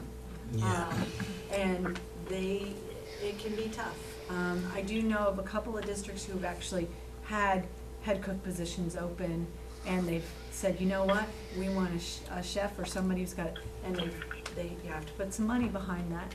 It's not just someone walking in off the street, it's someone who's had years of experience. And I know Amherst has done that, Winnicott has done that, and that's why I'm going over to Amherst to pick their brain. And that's one of the best things about schools, is that we don't compete. So as long as you maintain a good collegial relationship, I can call up Amherst and say, Danielle, can I come and spend some time? And then be able to, and if I can work it out, can I send one of my folks over to visit and hang out with your chef? to the extent that there are things that have dollar implications, it's pretty easy to attach need and dollars when there's a connection that's so clear. So to the extent that there are opportunities that will help us improve the program, and certainly, for all kids, it doesn't make any difference whether the student's free and reduced or not. To the extent that we can provide something that not only meets the requirement, allows us to do so economically, but also creates it in a form that's going to be taken advantage of, tell us. Well, we'll keep you posted about these as we go. So as you get feedback from parents or concerns, please tell them to give us a call when the menus start looking really weird. Or different, not weird, but different. And it is a chance for us to, I'm hopeful to try and get to some staff meetings to let the staff know that this is what's happening. I'm more than happy to come and visit your class, to help them understand how this can work. And maybe, we can even coordinate it to bring in some samples. We have done some sampling days in the cafeterias, and it's been fun. Is there a position where we might get a UNH culinary student to come over and do their internship here? I'm guessing this is in the highlight of the places they'd like to go. Well, actually, they have a dietetic internship over there, and I actually was going to talk to Ray and Stacy about, I was going to reach out to them to see if they had any interns who were interested. I could see a in coming dietetic over. intern wanting to do that. So the dietetic interns are usually pretty good. They'll do the nutrition education, and it's nice. And it also shows our students our culinary students, another avenue for them. So, Dan? Sorry. As the food services is self-supporting, do you see a fiscal impact, and what would that be? There will be a fiscal impact. Our bids have not come back yet, so we're not entirely sure, but for example, you know, if we have 200 meals a day, then we need to add 20 cents of a product too, times 180 days. That's just the, kind of the tip of the iceberg. We are supposed to, if we demonstrate, and we don't know some of the stuff from the state yet, if we are able to demonstrate to the state that we're meeting these these new requirements, they're supposed to give us 6 more cents per meal, but what's 6 cents? You can't buy a gum for 6 cents. So you think at least 20 cents? We will have to have an increase. Ray and I and Stacy will be working on that in the next few months, because there's some other legislation which happened prior to your election that we have to, by regulation, look at our meal prices every year to make sure that we are charging our full paid category as much as the reimbursement that we receive from our free students, because currently that is out of whack. And so last year, the board voted to do it halfway, Right. with the rest of that will happen typically in June, you'll get a recommendation from us for the lunch prices. So just to, and I don't know, if the staff had professional development, would that be something that came out of their budget or the district's budget? That comes out, because they're part of the support staff union, so that comes out of, so they get up to $800, it's that $9,500 that we budget, Okay, that comes out of that line. So to the extent that there was an outside resource that might be brought in, those dollars wouldn't come out of the food service budget, they come out of the professional development budget? Right, now, food service, I mean, we've done some training, like the Safe Serve training we bring somebody in. Right, and I always do a training in August, a full day training for the staff, and this will be the major thrust of that day, is to do that, and there'll be some training offered from the state. And we always let the staff know when that state training is. They've had some change in staff at the state, so, it's a good thing. We should see some more quality training coming. So that training would come out of the food service budget. Lori? Have you considered yet what the possible decrease of expenses for those kids who don't want the increased costs with the change in requirements, especially at the high school level where they might be able to get it somewhere else, and how that might affect things? You know, I wish I had a crystal ball, Yeah. because that's my biggest concern, especially at the high school, is, you know, they're gonna not wanna be hassled with lunch. I get that, that makes sense to me. But I don't know of any model out there to figure out what that would be. USDA has put together, I've kind of plowed through about, I don't know how many hundreds of pages on this. They don't even know what this, but they do acknowledge that there may be, in typical USDA language, there may be a decrease, but only for a short time, and then that will come back up. But, you know, and part of our job is to tell parents, hey, you know, look at what we're providing you for $2.60. Fresh fruits and vegetables, milk, a protein source, a whole grain product. Compare us to McDonald's and a Happy Meal. You know, McDonald's and a Happy Meal, that's more expensive than our lunch. And ours is much more nutritious than what McDonald's has to serve. And that's why I'm hoping to start to reach out to PTA and PTO here, each district is different, to start to help parents to understand that. But that is a concern of mine as well, because, you know, food is very personal, and people make their own value judgments about what their kids are going to eat and how they're going to eat. Related to taste, I know last month at least Maple, you let some of the classes, was there a competition? Somehow Mrs. Zola's class ended up with a couple menu items. There was like 2 weeks apart. Yeah.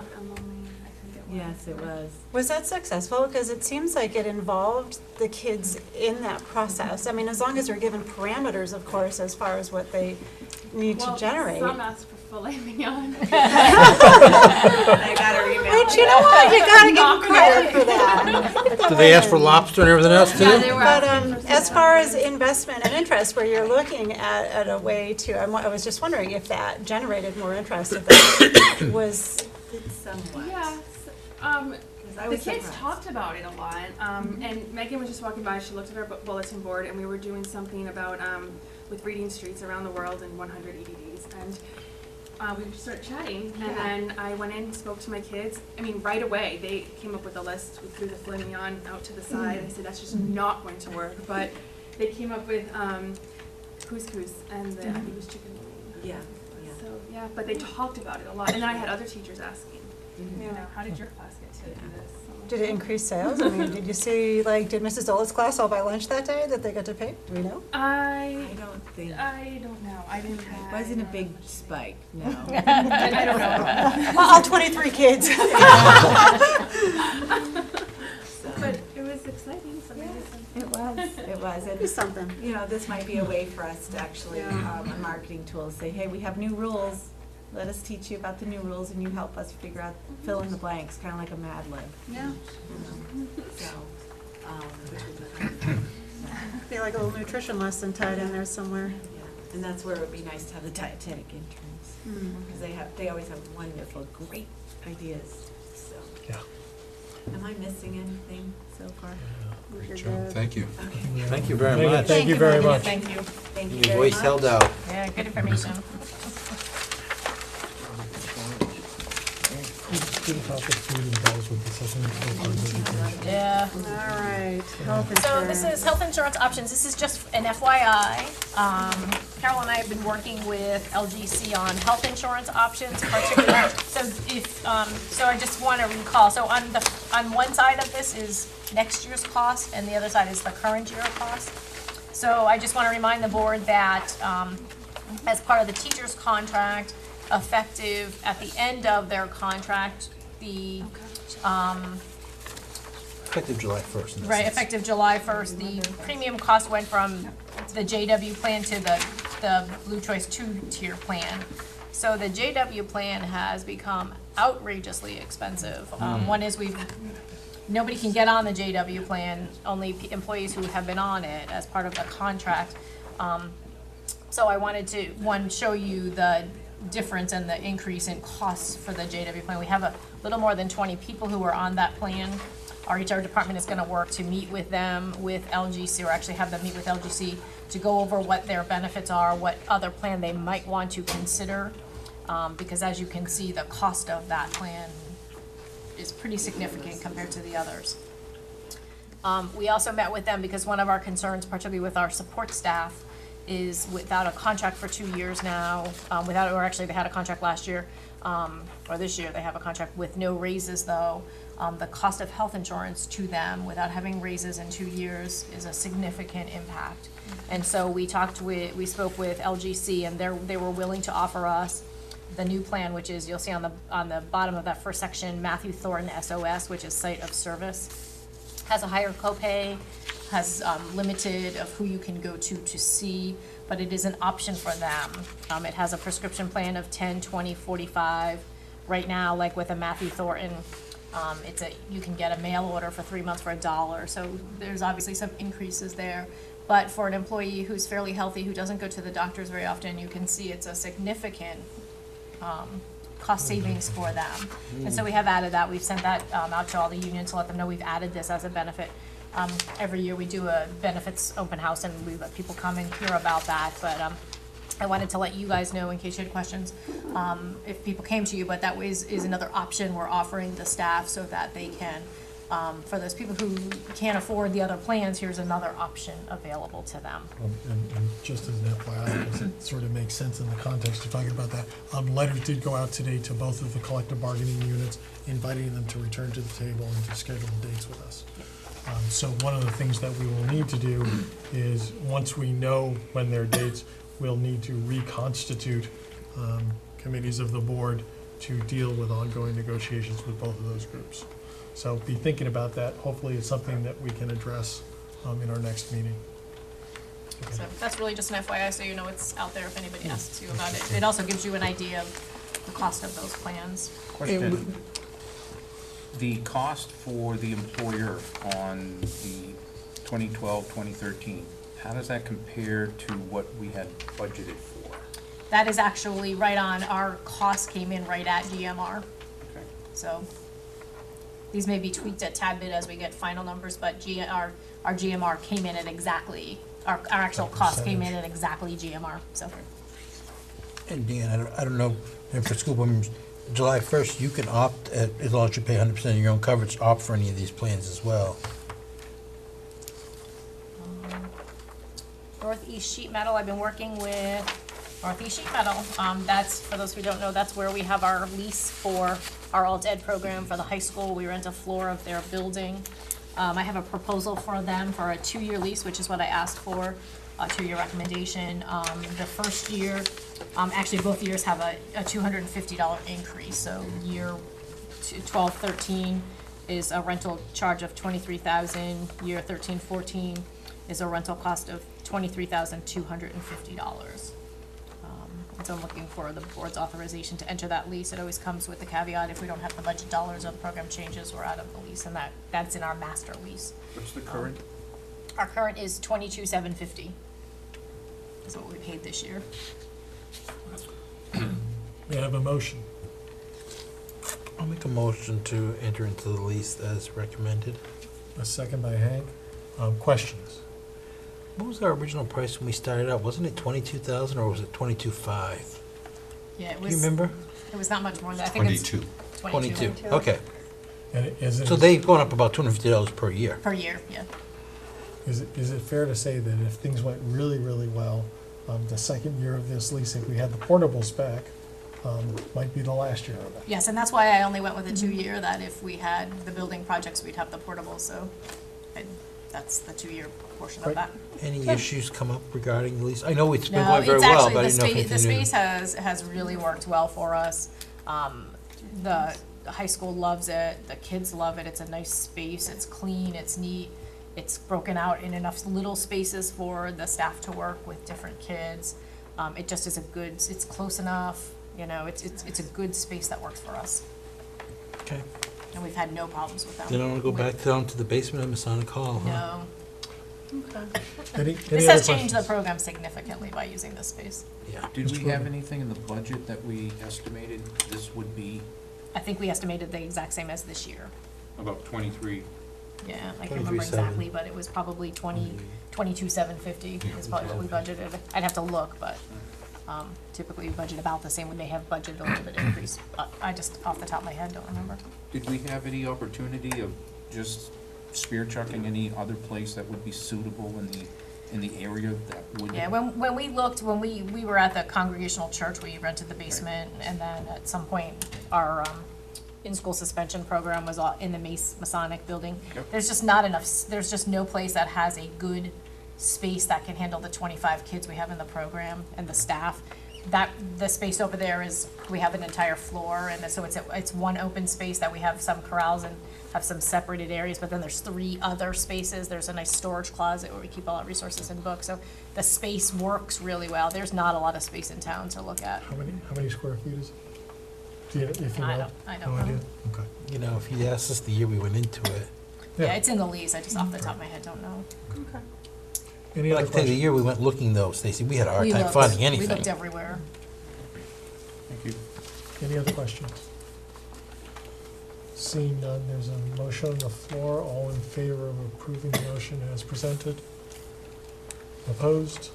Abstentions? Sue, are you there? Yes, Or so. That was a yes to the motion? yes. Okay. Lori, were you a yes? Yes. Okay, I didn't see. We're unanimous then. So, the next item is MS 22s. If we can hold on to that, if the board approves the reductions that I'm gonna propose tonight to get from the proposed budget to the default budget, then Ray will need to do the MS 22 and we'll need you guys to come in to sign.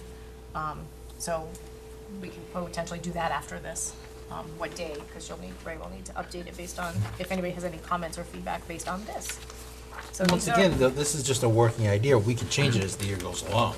Right, but we need to do the MS-22, so the Right. board needs to say, yep, these look like good recommendations. It's always a bottom line budget from our part, but somehow, somewhere we need to make these reductions. When's the MS-22 due to the DRA? April 2nd. 20 days. 20 days after the meeting, Dan. So it would be April 2nd. Thank you. Stacy, I have a question. You have school resource officer for 45.5. We're not currently paying for him? Correct, and we had budgeted for it Oh, next year. okay, all right. Yep, all so, Because that was an unknown. right, so let me go through what these are. I missed that this So year. we cut $5,000 out of the semantic antivirus. Gary is actually going to try, I believe, at the high school to switch over to open source software for antivirus, and check that out, so we'll have some savings there. MacBook batteries we cut because we'll actually have upgraded the elementary laptops, and so everybody will have fairly new laptops, so we shouldn't need that many.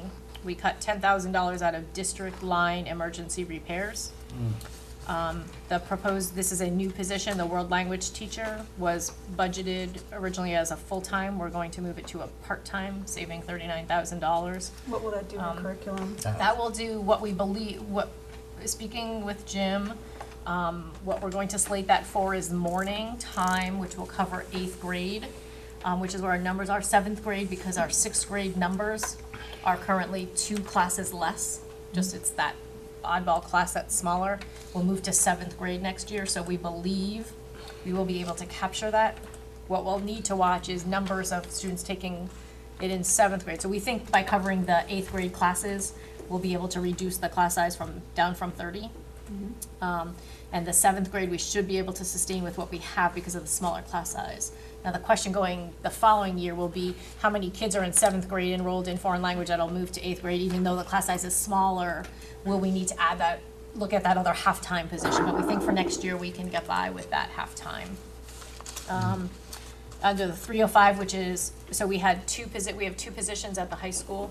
If you recall, one was a science position and one was a social studies position that we did not fill to meet the retirement costs. Right. We can maintain those in the budget, and so we're gonna cut one of those positions to a half-time position. So we'll fill 1.5 positions. We eliminated the $124,000 for the math curriculum cycle. Just a quick question about that. Does that include the BC? No, that does not. That is just solely the updated math curriculum. And I'll just remind the board, that's a pattern we're getting into. We did not update 3 years now. 3 years we put in for the English language arts and did not do that. Now we're not doing math. And so when you talk about sending districts, when you talk about that, these are places where they're watching and saying, you didn't update ELA, so now it'll be 10 years that ELA will get updated. So we just want to watch that pattern and see where this goes, because these are things that concern me. The board, just before I came on, made a very strong effort to specifically do a 5-year rotation. Yeah. And, we did a great job staying with it. For about 5 years. Yeah. Yeah. They really were trying to stress the importance of doing that, and unfortunately, with our not getting our budgets, we just have not been able to Yep. continue with it. So, driver's ed, so that was amount budgeted, because we weren't sure what the state was going to do, but it's clear that the state is not going to give us reimbursement, so because we don't get the reimbursement, we don't have to budget anything, so I eliminated that. $3,000 in postage, and then the school resource officer, which we don't have budgeted this year, so we eliminated it out of next year's budget. One of the things I have said is I'm not gonna cut a teacher before I cut the school resource officer. I'm gonna keep a teacher in the budget before I keep that in the budget, and so that's that. What I just wanna remind the board is these cuts are on top of the almost over $400,000 in cuts that the budget committee has already made. So I'll remind the board, those were our technology, smart boards, the late bus, $20,000 in professional development, field trip and assemblies, lots of building projects, new sinks and cabinets, all our administrative dues and fees, pavement markings, significant reductions in oil, which we're gonna have to watch, because if oil prices are higher than what we budgeted, we're gonna need to find that money elsewhere. I can answer that question for you. They're higher than what we budgeted. Yeah. Significantly. This is the library para, both at the middle school and high school. The clocks, ground maintenance, parking lot enhancements at the high school, carpeting here at the high school, parking lot striping at the high school, and the library para here at the high school. So those were reductions that were made by the budget committee. These are reductions on top of that. So I just want to remind the board that these are not just the only reductions that have been made to the budget. If I can beg the board's indulgence, I'm going to excuse myself because I have to go retrieve a child who's not been doing well. Diane will finish up for me. Are we ready to take a vote on this?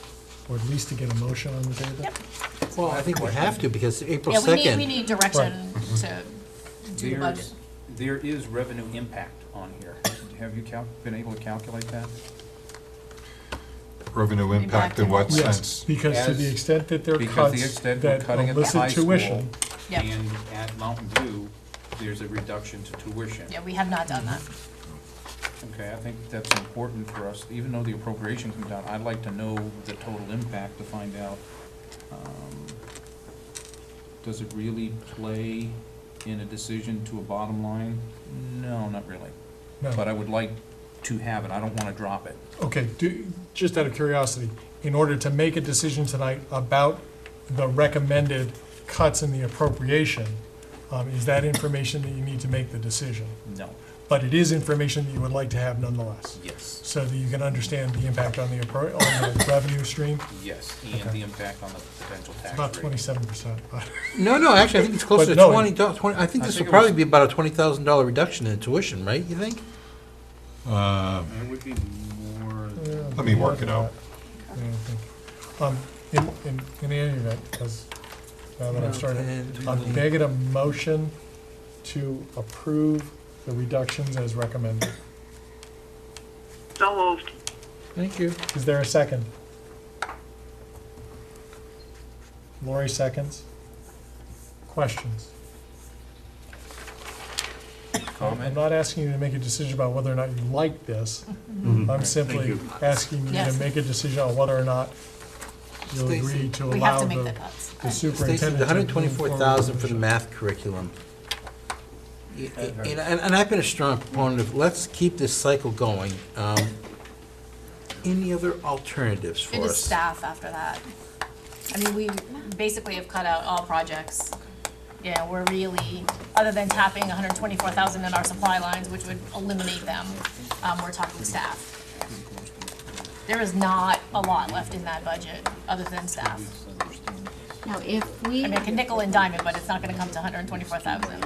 If some magical thing happened that we had unanticipated revenues at the end of the year, could this be bought from that money? Yeah, I mean, what I would do, because I mean, there's lots of things on here that I would look at, such as technology, and so what we'll do is, as we get closer to the end of the year, look at what are things that we can buy out of this year's money, absolutely. Okay, but this would be, The problem is we haven't, We one of the have issues is piloted we it, we haven't haven't gotten looked, to and- where we have usually, that's this year into next Yeah. year, and then we purchase the stuff next year at some point.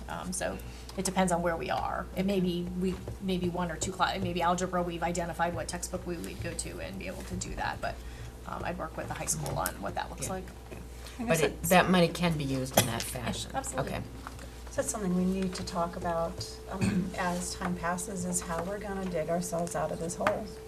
We've had hundreds of thousands of dollars of expenses that we have put off that Not haven't hundreds, really gone. millions. Okay, millions.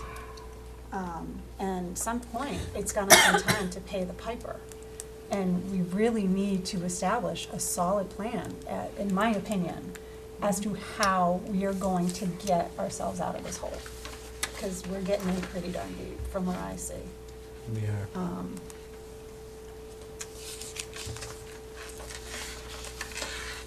Any other questions or comments regarding this? Do we have I agree the with you. ability to work, for the better lack of any other word, a working budget? I know we need to get this in, I think you said 20 days, right? Mm. Which is actually the second, which would be the scheduled date for our next meeting, which would then not get us on time. So we Right. have to do something no matter what to get us there.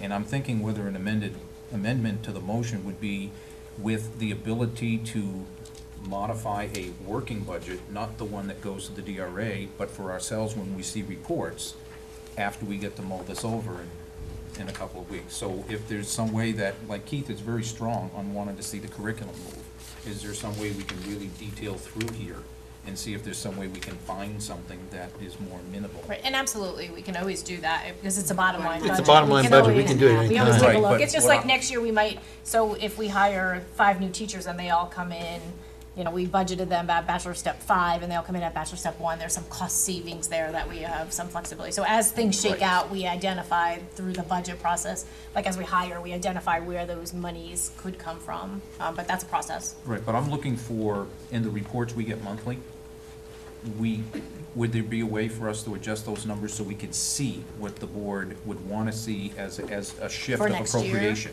Yeah, for the 2012, 2013. Well, you won't get anything on that until July. Right, for next year.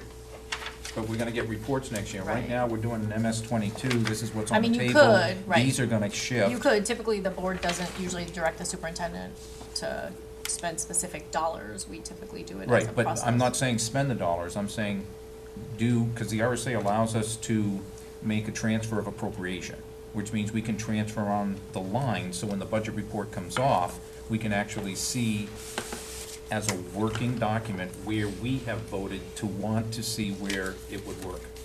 I mean, if you guys are amenable to that, great, if you're not, then I'm Yeah, just typically we don't do transfers, typically what we do is we Right, freeze that's why I'm other bringing it lines. out, because Yep. typically we don't, but right now we're being asked to make a decision, and I don't think this is sitting well with many of us, but is there anything that would sit well with us?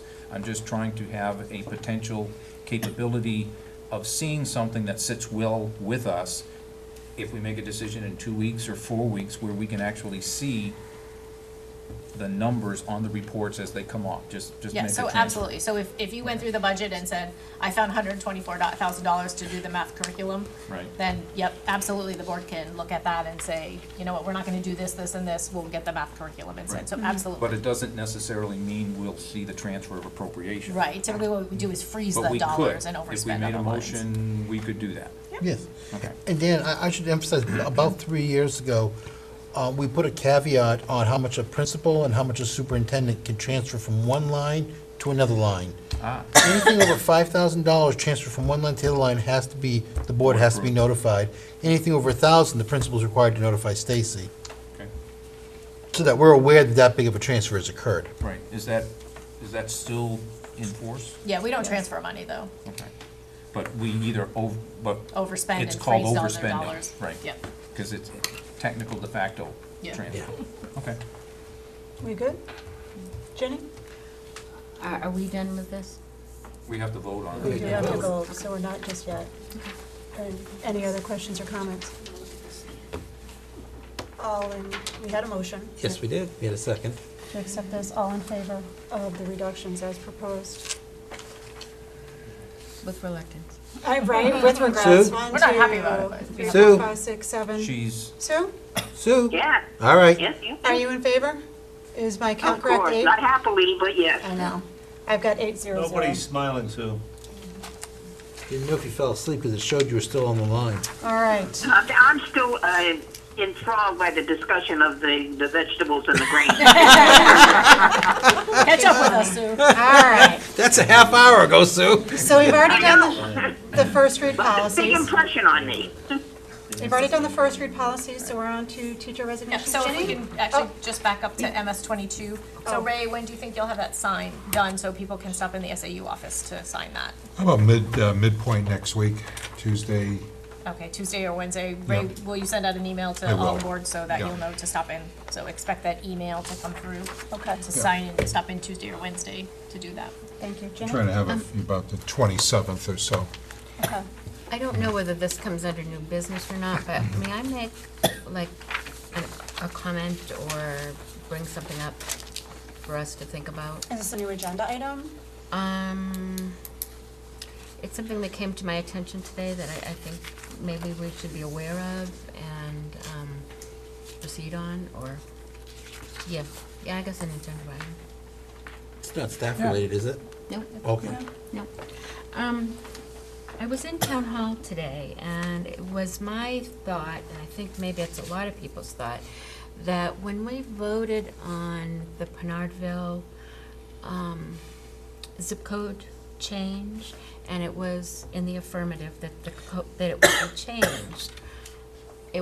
I thought that it would be changed. No, it's non-binding. But I found out today that what's going to happen is the post office, for the first 2 weeks of April, are going to be sending just something resident to each address that I think 1,200, Yeah. 12 something people, and it's not going to have anyone's name on it or any identification as of yet. So they're just going to send them to an address, and the people that live at that address are going to vote yay or nay as to whether they choose to. And then when that comes back, it's a simple majority, can win or lose by one vote. And the post office can't bring this back to the table again for 10 years. That's right. So it's decided with a simple vote, with a document that doesn't even have a name on it to identify. Does this pertain to school? I think it does, because at one point, we were talking about how some of that money impacts the school district with having the different, The cable franchise fee. yeah, those kinds of things with money that comes back to the town. But also, we're losing taxpayer dollars with registration fees, cars, boats. No, we're not. The town is. We're not. The town is. Because They're registering their people- cars in Manchester. No, they're not. Some of them Yeah, they have do. Some of them automatic- do. Automatic registration that are pre-printed, that were prior to the new rule that they have in Manchester, are being automatically accepted through the mail and processed in Manchester. And it may be an even Yes, they bigger can. issue when, I guess there's legislation or something going on now that dealers may be able to register if it's done at the dealership when you buy the car. And so that is, they will just look at Manchester and send that money to Manchester. And when you look at what you register your car for, and that fee, that's the town one, or your boat, or your truck, or your dog, all of that potentially goes to Manchester. So we're making up tax dollars that we're paying for that could be coming to us to lessen Sorry, I our can't tax hear you. rate Excuse by me? not having the zip code change. Yes, Sue? If that's the case, then when you go to town hall, you talk to the town clerk or the town administrator, they cannot give you one real example of that happening. My Okay. husband has been burning up the internet with Sue Russo for the past 2 weeks, and with Kathy Ball, and they cannot give you an absolute real example. And I've lived in Penardville for 40 years. And when I moved there, not only was Manchester 03102 and Penardville was 03102, but Bedford was also 03102. And guess what? There's a Plummer Street in Bedford, there's a Plummer Street in Manchester, and there's a Plummer Street in Penardville. And in Penardville, we also have a Daniel Plummer Road. So Sue, are you against the change? And Manchester don't have any trouble finding us. And as you can tell, I get excited about this issue. Because you remember, folks, Well, you a moved number on of from the years ago, vegetables. Yes, she They did. changed our addresses.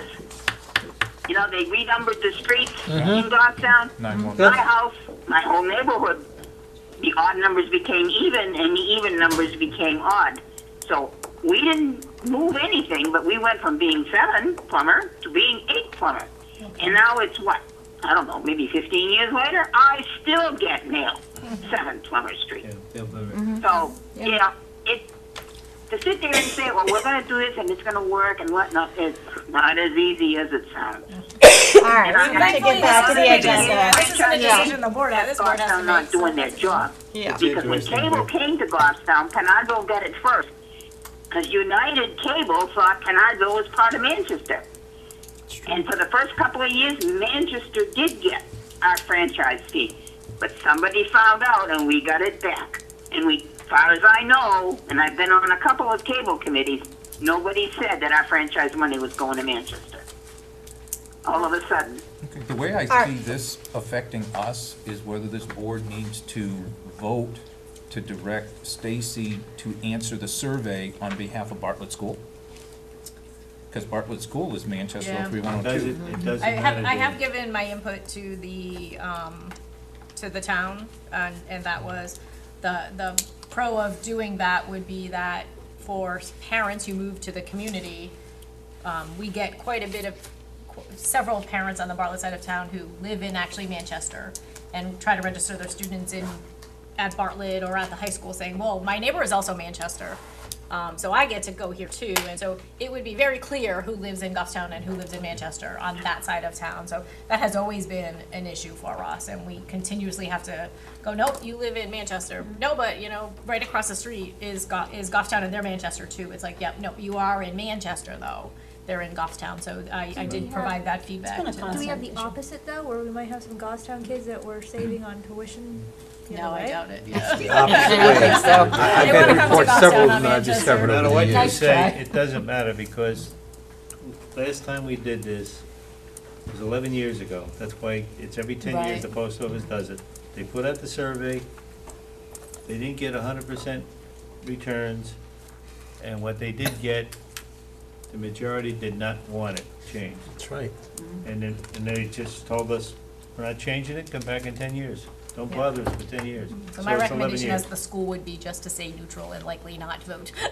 Unless there's a motion Unless made there's otherwise somebody who tonight, wants me to that's vote where one way we'll or stay, another, right? but I've provided my input to. Not voting, right? Is that what you? Unless someone makes a motion, we're gonna remain neutral. Okay. Well, what about we have a motion for this? Did we vote? We already you already voted, had a Hank, you already voted on that. See, it's getting late.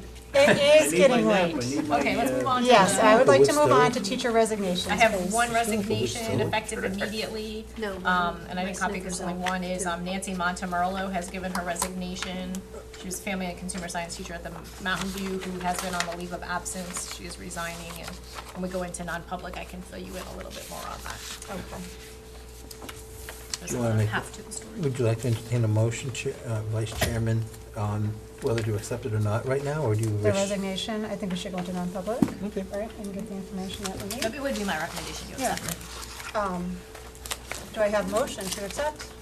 I'll second By that Jenny, motion to second accept by it. Keith, all in favor of accepting the resignation? Oh, I would like to wait to vote on that till we hear whatever is in non-public. That might affect my vote. I don't know. agree with that. I would like to. okay, we have a motion on the table So we to can table accept, the so I motion. would, Yes. well, do we, Make a, want a motion to table, table? if you're willing Jenny to would table need your to be motion, I'll willing to table table her it. motion.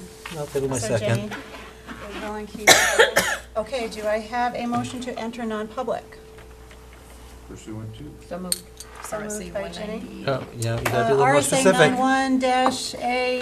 91-A3IIC. For personnel matter. Okay. For personnel matter. You have to say which one it is.